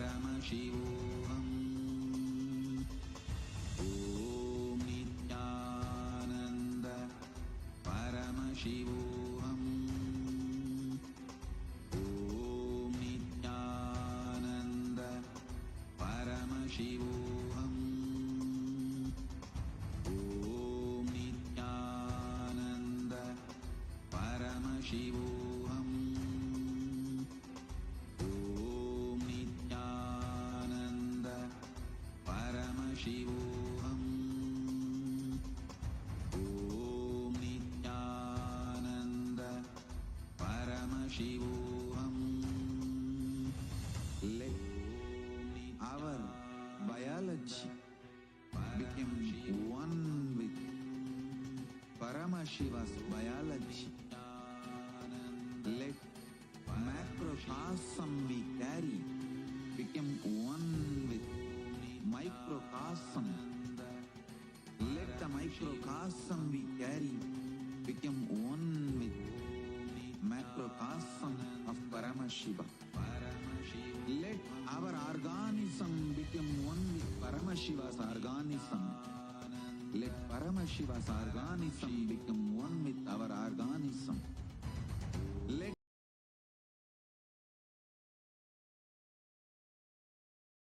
Yes. Now let us go to the next step. Pen down the problems that you face with these identities.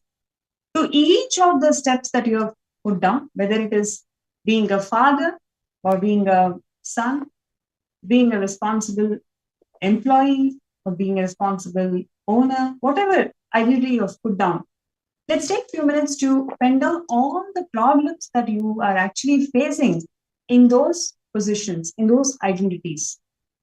As a father, you may be feeling, no matter how much I work hard, there is nobody who can appreciate my work. This can be one of the problems, right? And as a staff, as an employee, you may be feeling, I have to prove myself, even for small situations, to earn the trust of my boss. It could be anything.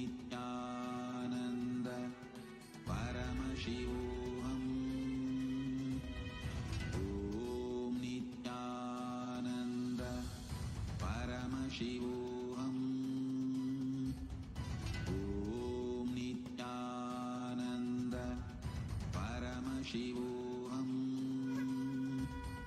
Om Nithyananda Paramashivoham. Om Nithyananda Paramashivoham.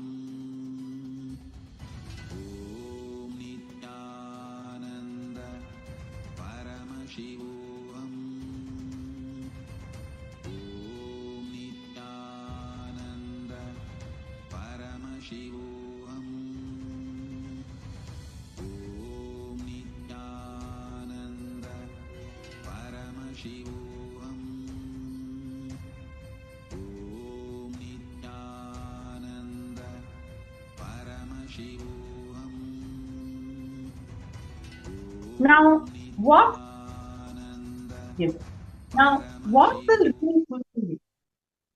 Which of the identity that is actually going to fulfill you? Building that identity that fulfills you is a real intelligence, and that can happen only from the state of unclutching. Only when you manifest Kailasa, you understand that you have a greater existence in the parallel universe. Each one of us has a higher existence in the parallel universe. And this experience is what we will all be experiencing in Paramashivoham, the 21-day program, where the Supreme Pontiff of Hinduism, Swamiji, is going to empower all of us in 64 manifestations of Paramashiva, helping us to manifest the 463 powers of Paramashiva. When every part of your body is connected with the consciousness, you become the Divya Sharira. Each one of us has got this possibility to experience your own Divya Sharira in the parallel universe. This whole science is what Swamiji has brought it to the world through deification process. The process of deification is nothing but making you, empowering you to experience your consciousness as Divya Sharira, as a higher existential reality in the parallel universe.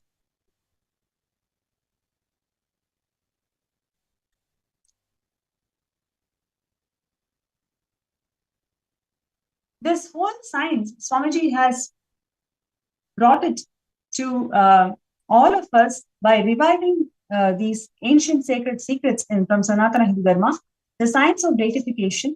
And this science of deification is offered as a gift to every single person who's becoming the founding fathers of Kailasa.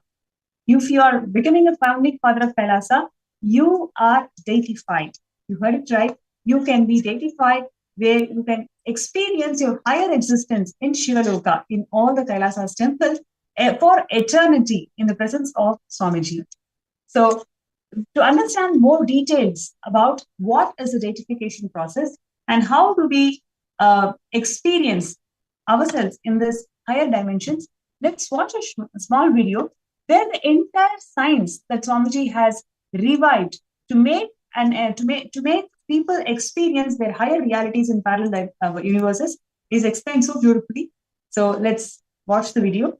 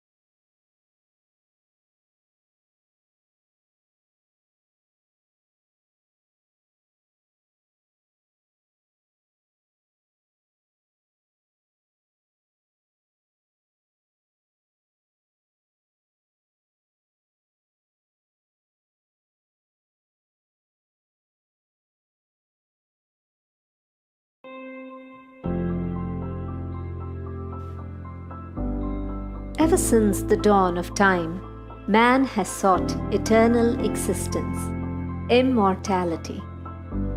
Be the search for the elixir of life, or the quest for the Holy Grail, to modern-day scientists modifying genes, man has desired to conquer the ultimate leveler of them all, death. Immortality, seeking eternal life.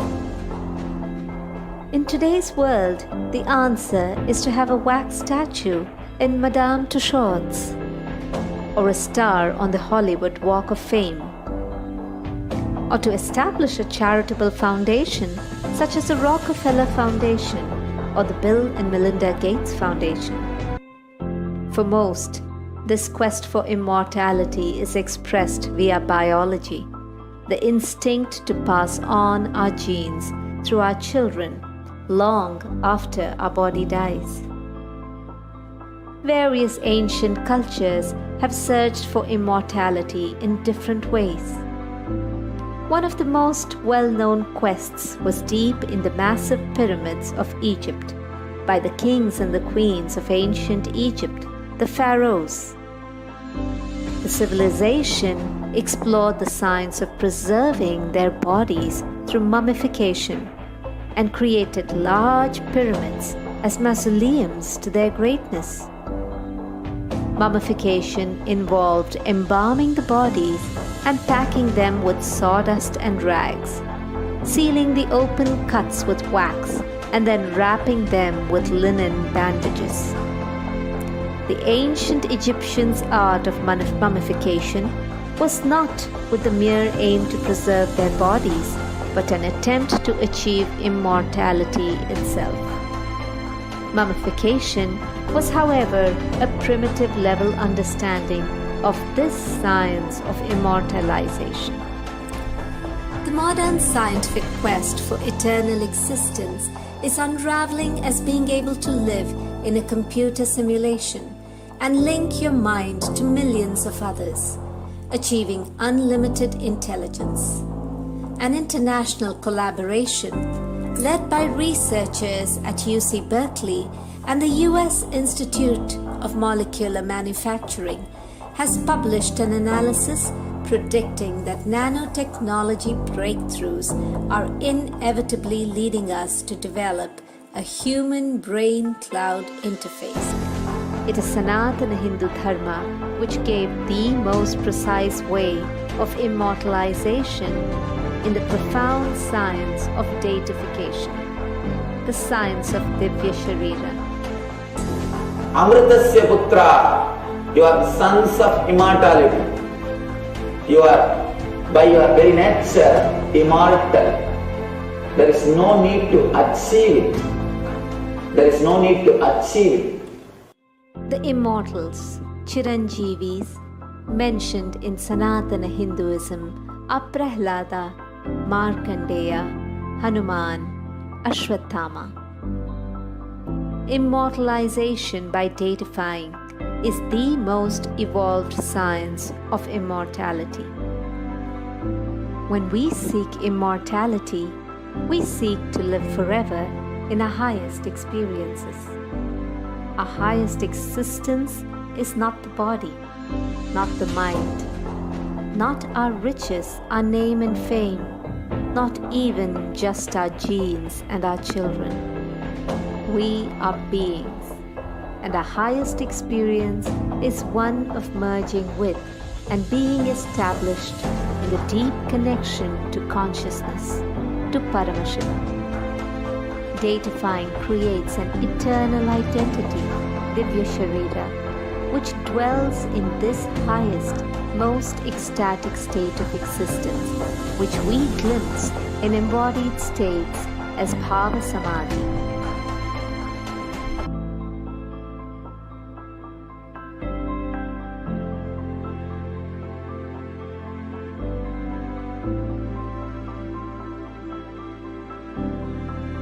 Understand, all the tapas, all the purification methods in Hindu tradition is to raise you to the higher vertical time zones. That's all. There are 11 sampradayas. In Hindu tradition, 11 sampradayas. Krama Brahmachari Brahmacharini, Naishtika Brahmachari Brahmacharini, Swami Swamini, Sannyasi Sannyasini. Understand, Swami and Sannyasi are different. Sannyas is initiation given. Swami is somebody who has mastered the sannyas and become a complete in their sannyashood. Means they become completely flowered in their sannyas and become a Swami, Tambiran, who has become God for them, their own self, who has mastered the initiation of sannyas successfully is Swami. Sannyasi Sannyasinis, Swami Swaminis, Sadhvi Sadhvinis, Sadhu Sadhvis, Sadhu and Sadhvis, and Vanaprastha and Vanaprasthis, Rishi and Rishikas, and Rudra and Rudraganyas, Bhairava and Bhairavi, Yogi and Yoginis. Like this, there are 11 sampradayas in Hindu tradition. Siddha. They are called Adhyashramis. Avaduta, Siddha, Adhyashramis. All of them are one sampradaya, means who don't belong to any of the sampradayas, who are absolutely free, like a Paramahamsas. Paramahamsis, they are one sampradaya. So listen, all these 11 sampradayas,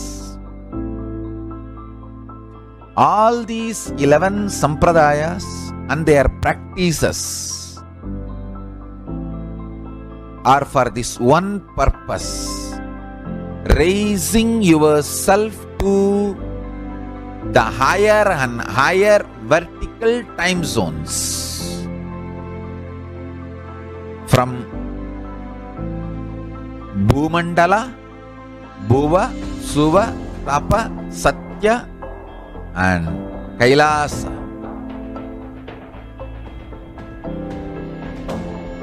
Understand?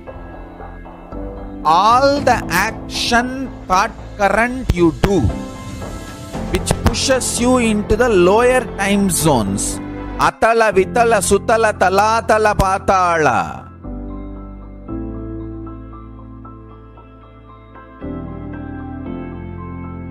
That is called karma, papa.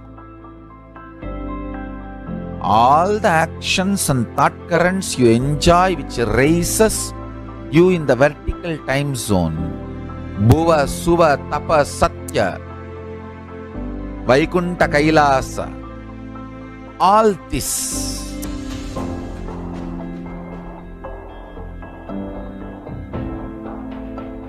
is called punya, good karmas.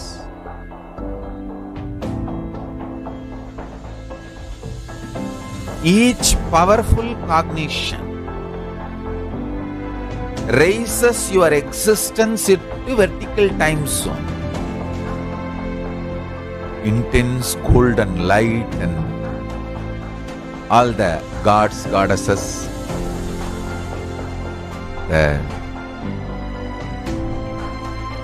Ganesha, Nandi, all the gods. I was seeing one by one and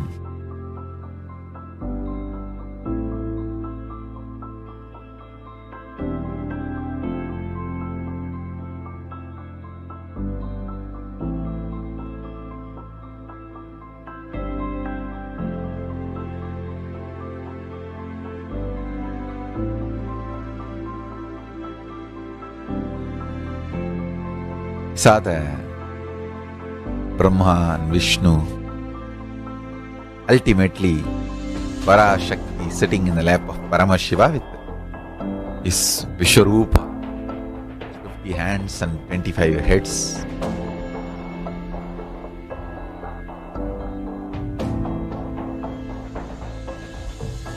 It's pure, undescribable beauty and glory.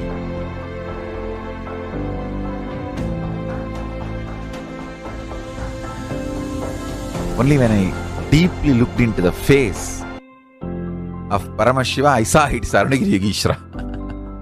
The face is one and the same. Listen. Then slowly I started sensing this Bhuloka, means this dimension, this time zone.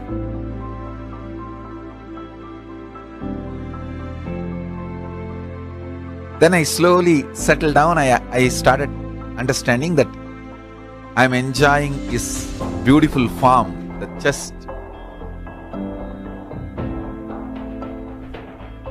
And that Rudrakshmala.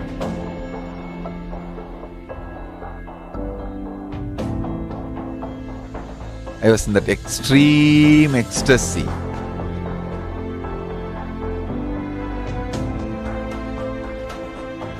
That knowing my Guru is Paramashiva and Paramashiva himself is my Guru.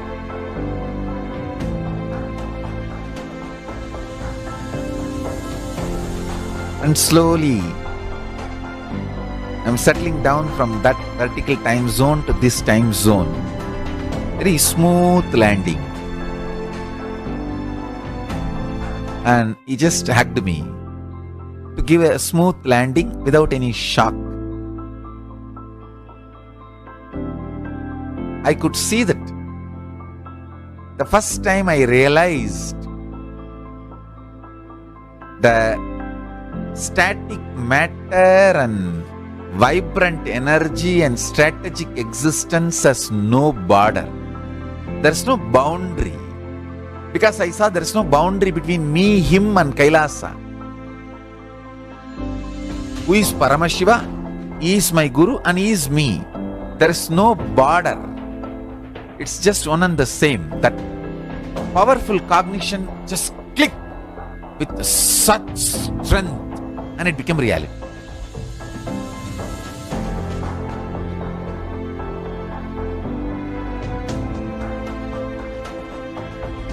Understand?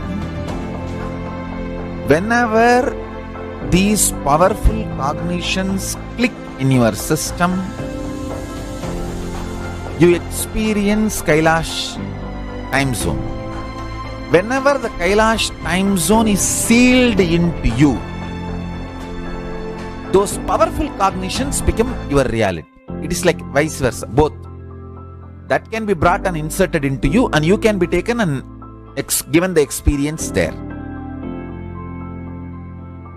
Guru can give you the glimpse or permanent space in Kailasa.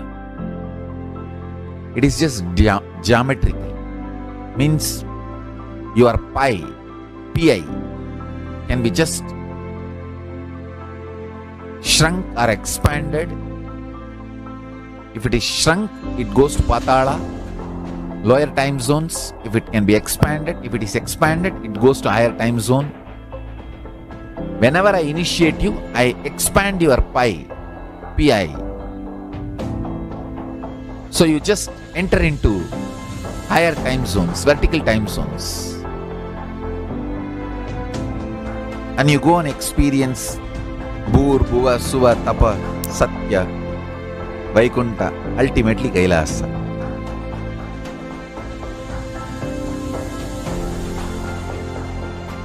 This is the same science used in deification also. Your core conscious pi is taken and expanded and put in Kailasa, and that experience is sealed once for all in the form of this deity, and you stay forever in Kailasa. This whole your channel to Kailasa is locked in the temple. The temple exists forever and you exist forever in the Kailasa. It's a science. Just like mummification in Egypt. That is a smaller level. See, anybody mummified can reach only up to Swargaloka. It is the science which can take you up to Swargaloka. Only deification can take you to Kailasa. Because Hindus have mastered this science in a much grander and ultimate way. Deification is 1,000 times greater, powerful methodology than mummification. Mummification can lead you up to Swargaloka. Bhur, Bhuva, Suva. Not more than that. You can be at the most Indra. But deification takes you directly to Kailasa. It can take you up to Kailasa. These sciences will be revealed more and more detailed from Kailasa.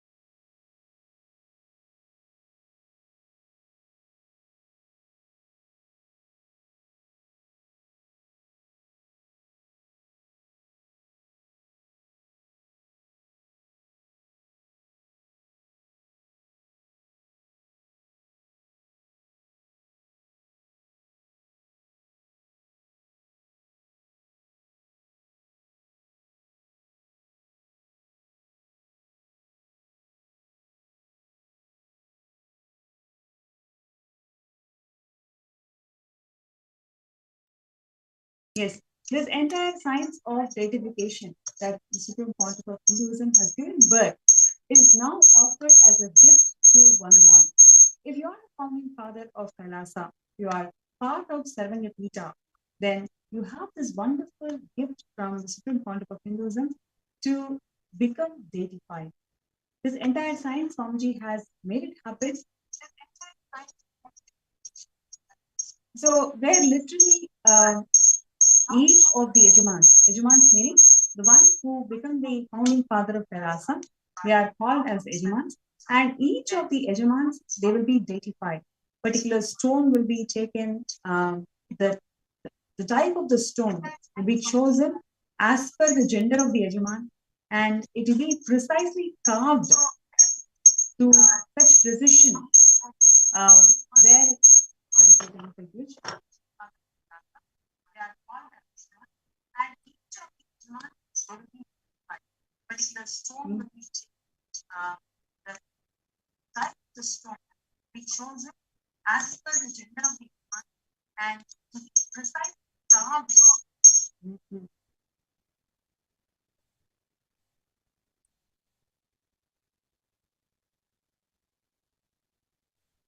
Yes, sorry for the technical glitch. And what you're saying here is the precise work that the Supreme Pontiff of Hinduism has trained the peacekeepers of Kailasa to revive the science of deification and making sure that each and every Yajaman, the founding father of Kailasa, is experiencing that state of unconsciousness, the state of Kailasa, where they are experientially expressing themselves as extension of Paramashiva. And this same science of deification we can see in Arunachaleshwara temple, where in the Kalyana Kotadi Mandapam, where we can literally see all the Yajamans whoever has contributed towards that Kalyana Kotadi Mandapam, they will be having their names etched on the Kalyana Kotadi. So just play a short video. You can see here so beautifully how the Arunachaleshwara temple in Tiruvannamalai, the entire mandapam is so beautifully, precisely carved. And in each of these pillars of the mandapam, you can see the Yajamans, their names being carved in these pillars. They are not just the millennials of that era. They are millennials till the end of the end of the universe, because they are there eternally. They are serving eternally to Paramashiva through this way. And this entire science of being deified, being carved in the temple, and experiencing this state of Paramashiva, this whole science is now lost. The HRNC has actually banned this whole science of people getting deified inside the temple. So it is the rare opportunity that the Supreme Pontiff of Hinduism is offering to one and all, where you can exclusively experience the state of Paramashiva, where you can be deified. Only in Kailasa's temples around the world, this is a possibility that human beings can experience themselves being deified. This amazing science of deification is revived and made possible by the Supreme Pontiff of Hinduism, by this Kailasa nation. So do not miss this opportunity where you can experience yourself in higher dimensions in all the parallel universes through this deification process. Please sign up as the founding fathers of Kailasa. The link will be projected on the screen, where you can sign up as for the Sarvagya. So today, all along the day, what we have really understood or seen is there are higher dimensions in our lives. There are higher realities in our lives where we can experience those higher dimensions and realities in the parallel universes. And this is the real one that actually gives us the complete fulfillment, no matter what we do in our lives. Whether it is attending the 21-day program, Paramashivoham, with the Supreme Pontiff of Hinduism, that really empowers us, to experience these higher realities in our parallel universes, or experiencing ourselves as deities of in Paramashiva Devalaya's temple, where we will be eternally residing in the space of Paramashiva forever. So all these higher possibilities, the Supreme Pontiff of Hinduism is providing to the whole of the humanity and empowering all of us in these sciences. So do not miss this opportunity. Please sign up for Paramashivoham, the 21-day workshop, which is kailasa.org/Paramashivoham. And also to become the Sarvangapita Ejaman or the founding fathers of Kailasa, please look into our website and register yourself as Sarvangapita Ejaman. So now in the next segment, we'll be manifesting the powers, various powers of superconscious powers of Paramashiva, which helps us to understand our higher existence, higher planes of existence in parallel universes. Let's get ready for the power manifestation segment, where we'll be experiencing higher dimensions of our existence.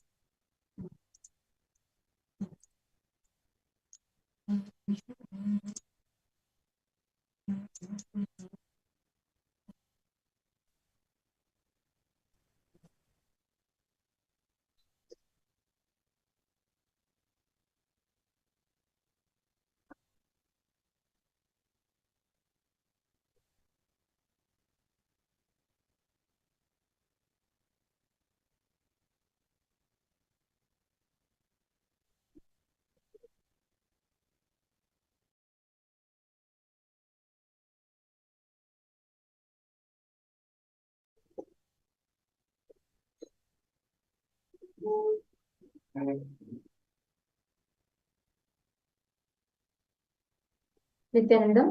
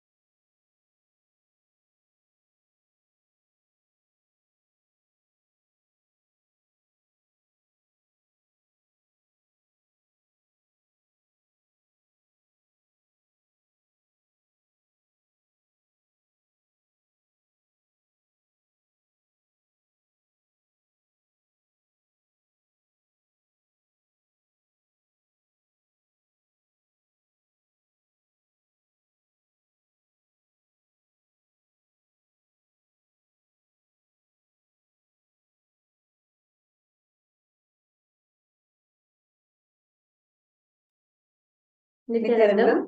We welcome all the participants that have joined with us live for this on this auspicious occasion of the Nithyanandeshwara Brahmotsavam celebrations.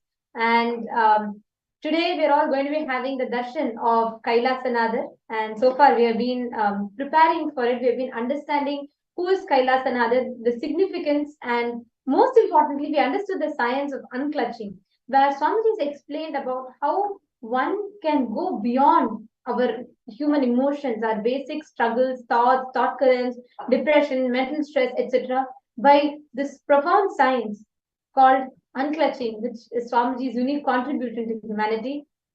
And today we are going to prepare for the darshan, manifesting the various different shaktis that Paramashiva has gifted us.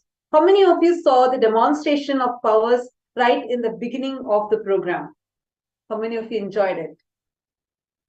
The great news is even you can manifest these shaktis. So that is what we are going to be doing now. And what all of you are going to be glimpsing in this segment is just one part, or I should say perhaps a glimpse of what you are going to be experiencing in Paramashivoham. Like Ma Pranapriya had beautifully shared, Paramashivoham is literally going to be that journey for each and every one of us, where Swamiji is opening up the cosmos and he's giving us the gift, the entire science of power manifestation. This manifesting Shaktis naturally elevates you to the highest state of consciousness, where you experience yourself, the inherent divinity in you.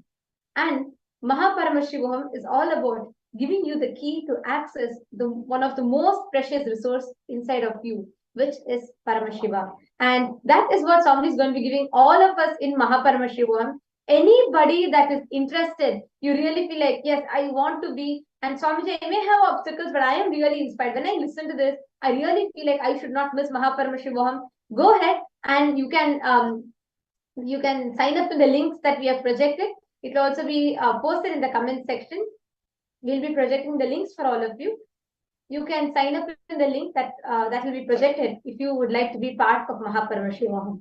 So, as we are all preparing for Paramashivoham, I know Swamiji had also recently revealed how in Paramashivoham we are going to be experiencing the Jnana Pada, Charya Pada, Kriya Pada, Yoga Pada, everything just for the sake of manifestation of Paramashiva.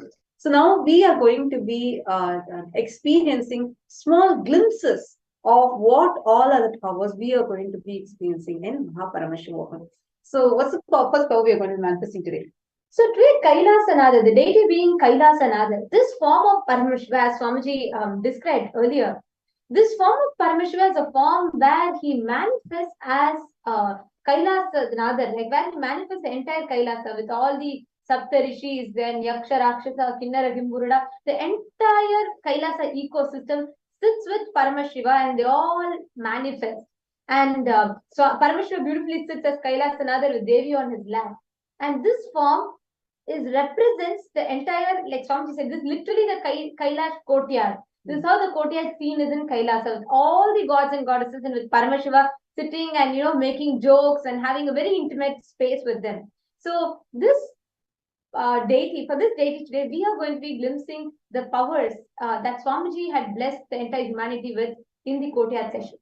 So we're going to be glimpsing some of the powers of the third eye, and you will first be starting with the power of third eye, being able to see without a physical eyes. And while we are manifesting these powers, we are also going to be, if any of you are having any issues in manifesting, you're not able to manifest. See, if you're new, you have not received an initiation from Swamiji, then you would not be able to manifest this, because these Shaktis come from initiation from Swamiji. So you can listen to it now and you can get entangled with us, and during the darshan, you'll receive the initiation. But if you are someone here, even if you've attended any of our previous programs receiving the darshans of Swamiji, you have been initiated. So if you have received the initiation of Swamiji, that is enough. Then you would simply start manifesting the powers. So now if you have received the initiation and if you're able to manifest the powers, or if you're not able to and you need some help, you can always reach out to us. Just put it in the comments section in the YouTube. We will be doing the scanning for you. Now, do not start, all of you don't start putting it in the YouTube right away. First try definitely with the power of the entanglement as well as the initiations that Swamiji has been continuously giving us, all of us, even if you have not been able to manifest before, definitely now with this energy, you would be able to manifest many more powers than before. So first start manifesting it, start trying it. And if you are able to manifest, that's wonderful. You can share it in the comments. And if you need help with scanning, if you're having some upset and you'd like us to scan you, you can also comment that in the comment section after the power manifestation starts. And for the process of manifesting the Shakti, very beautifully Paramashiva reveals in the Kamikagama, he says in the Vijnana Bhairava Tantra, as part of the Vijnana Bhairava Tantra, he says, Kapalantar manonyasya tishtan milita lochanaha kramena manasodanya lakshayin lakshyamuttamam. He says, by fixing the mind on the inner space within the crown center and sitting stably without any movement, having the eyes closed, in succession, by that stability of the mind and inner space, through the power of the third eye, one can directly see the ultimate goal, Lakshyam, by having the vision beyond the sight that reveals any object or place, attaining the space of oneness with the source, Paramashiva. And this is a very beautiful Apta Pramana, where Bhagavan Shri Krishna, in the Mahabharata, when the war was happening, in that time when Bhagavad Gita was revealed to Arjuna, in the 11th chapter of Bhagavad Gita, Bhagavan Krishna gives the darshan of Vishwarupa darshan. So at that time, he tells Arjuna, Natu mam shakyase drashtum anenaiva swachakshusha divyam dadami te chakshu pashyam me yogamaishwaram.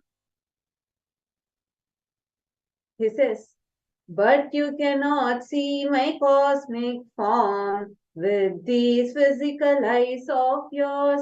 Therefore I grant you the divine third eye. Behold my cosmic opulence.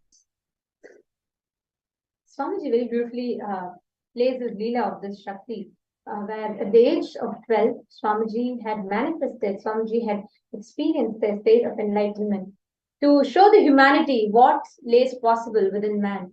And Swamiji describes in his own words that the very first experience I was able to see everything around me, above me, the whole 360 degree, 10 directions below me, everything. I realized not only I was able to see, I was able to feel, experience. I felt that the skin of the stone on which I was sitting and the skin of this body both carry me equally. Such was the intensity of Swamiji's quest and experience that Swamiji was not just able to see the 360 degree around him. Swamiji's friend had even tested Swamiji.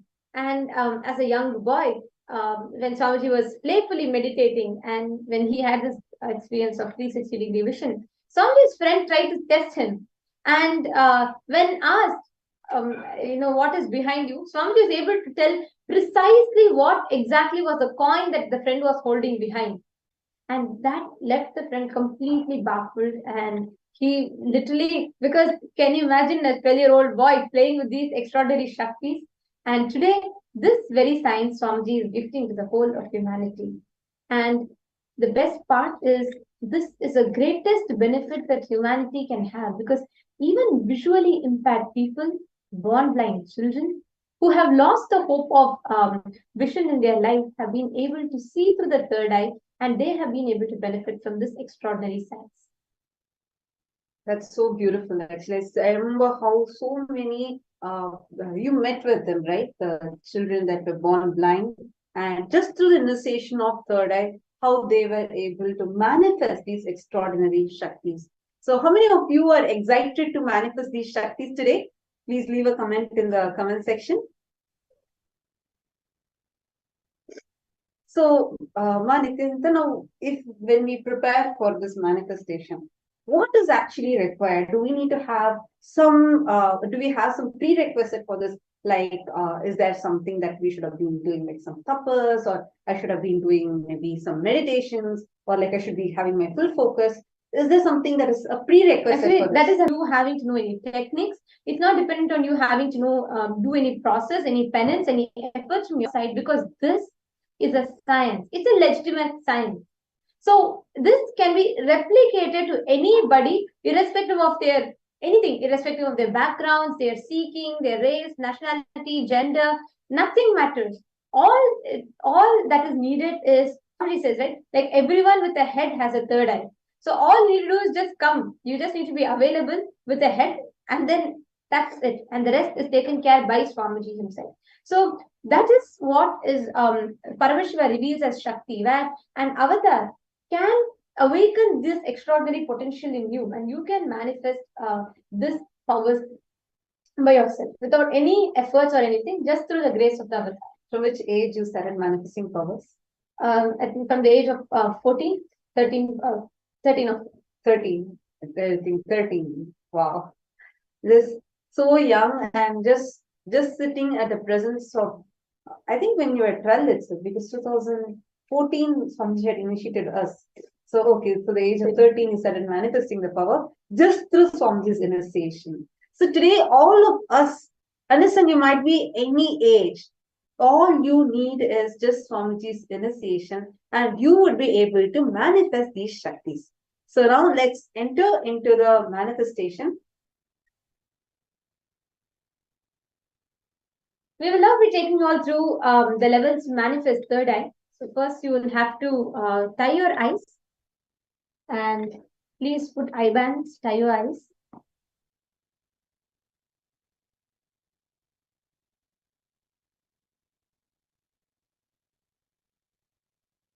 And chant the Mahavakya. Please ensure you tie your eyes. It should not just be you closing your eyes. You have to completely tie your eyes. Cover your eyes with a blindfold.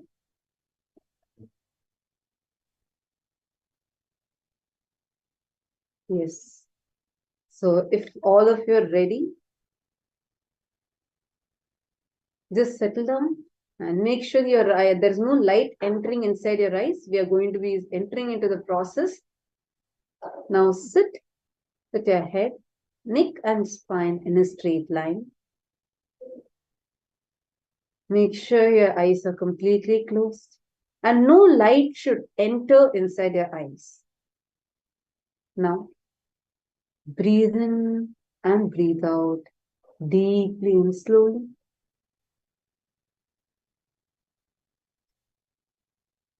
Chant the Mahavakya 3 times. Om Nithyananda Paramashivoham. Om Nithyananda Paramashivoham. Om Nithyananda Paramashivoham. Now visualize Bhagavan Paramashiva with 25 heads, 50 hands and 75 eyes. And visualize Swamiji in your third eye. Now we are going to be projecting a picture. Whatever you are able to see to your third eye, start verbalizing it. Just start telling it out.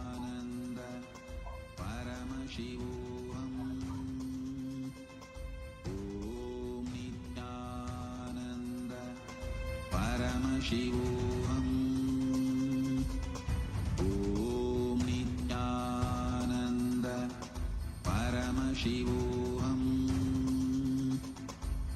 Om Nithyananda Paramashivoham. Om Nithyananda Paramashivoham.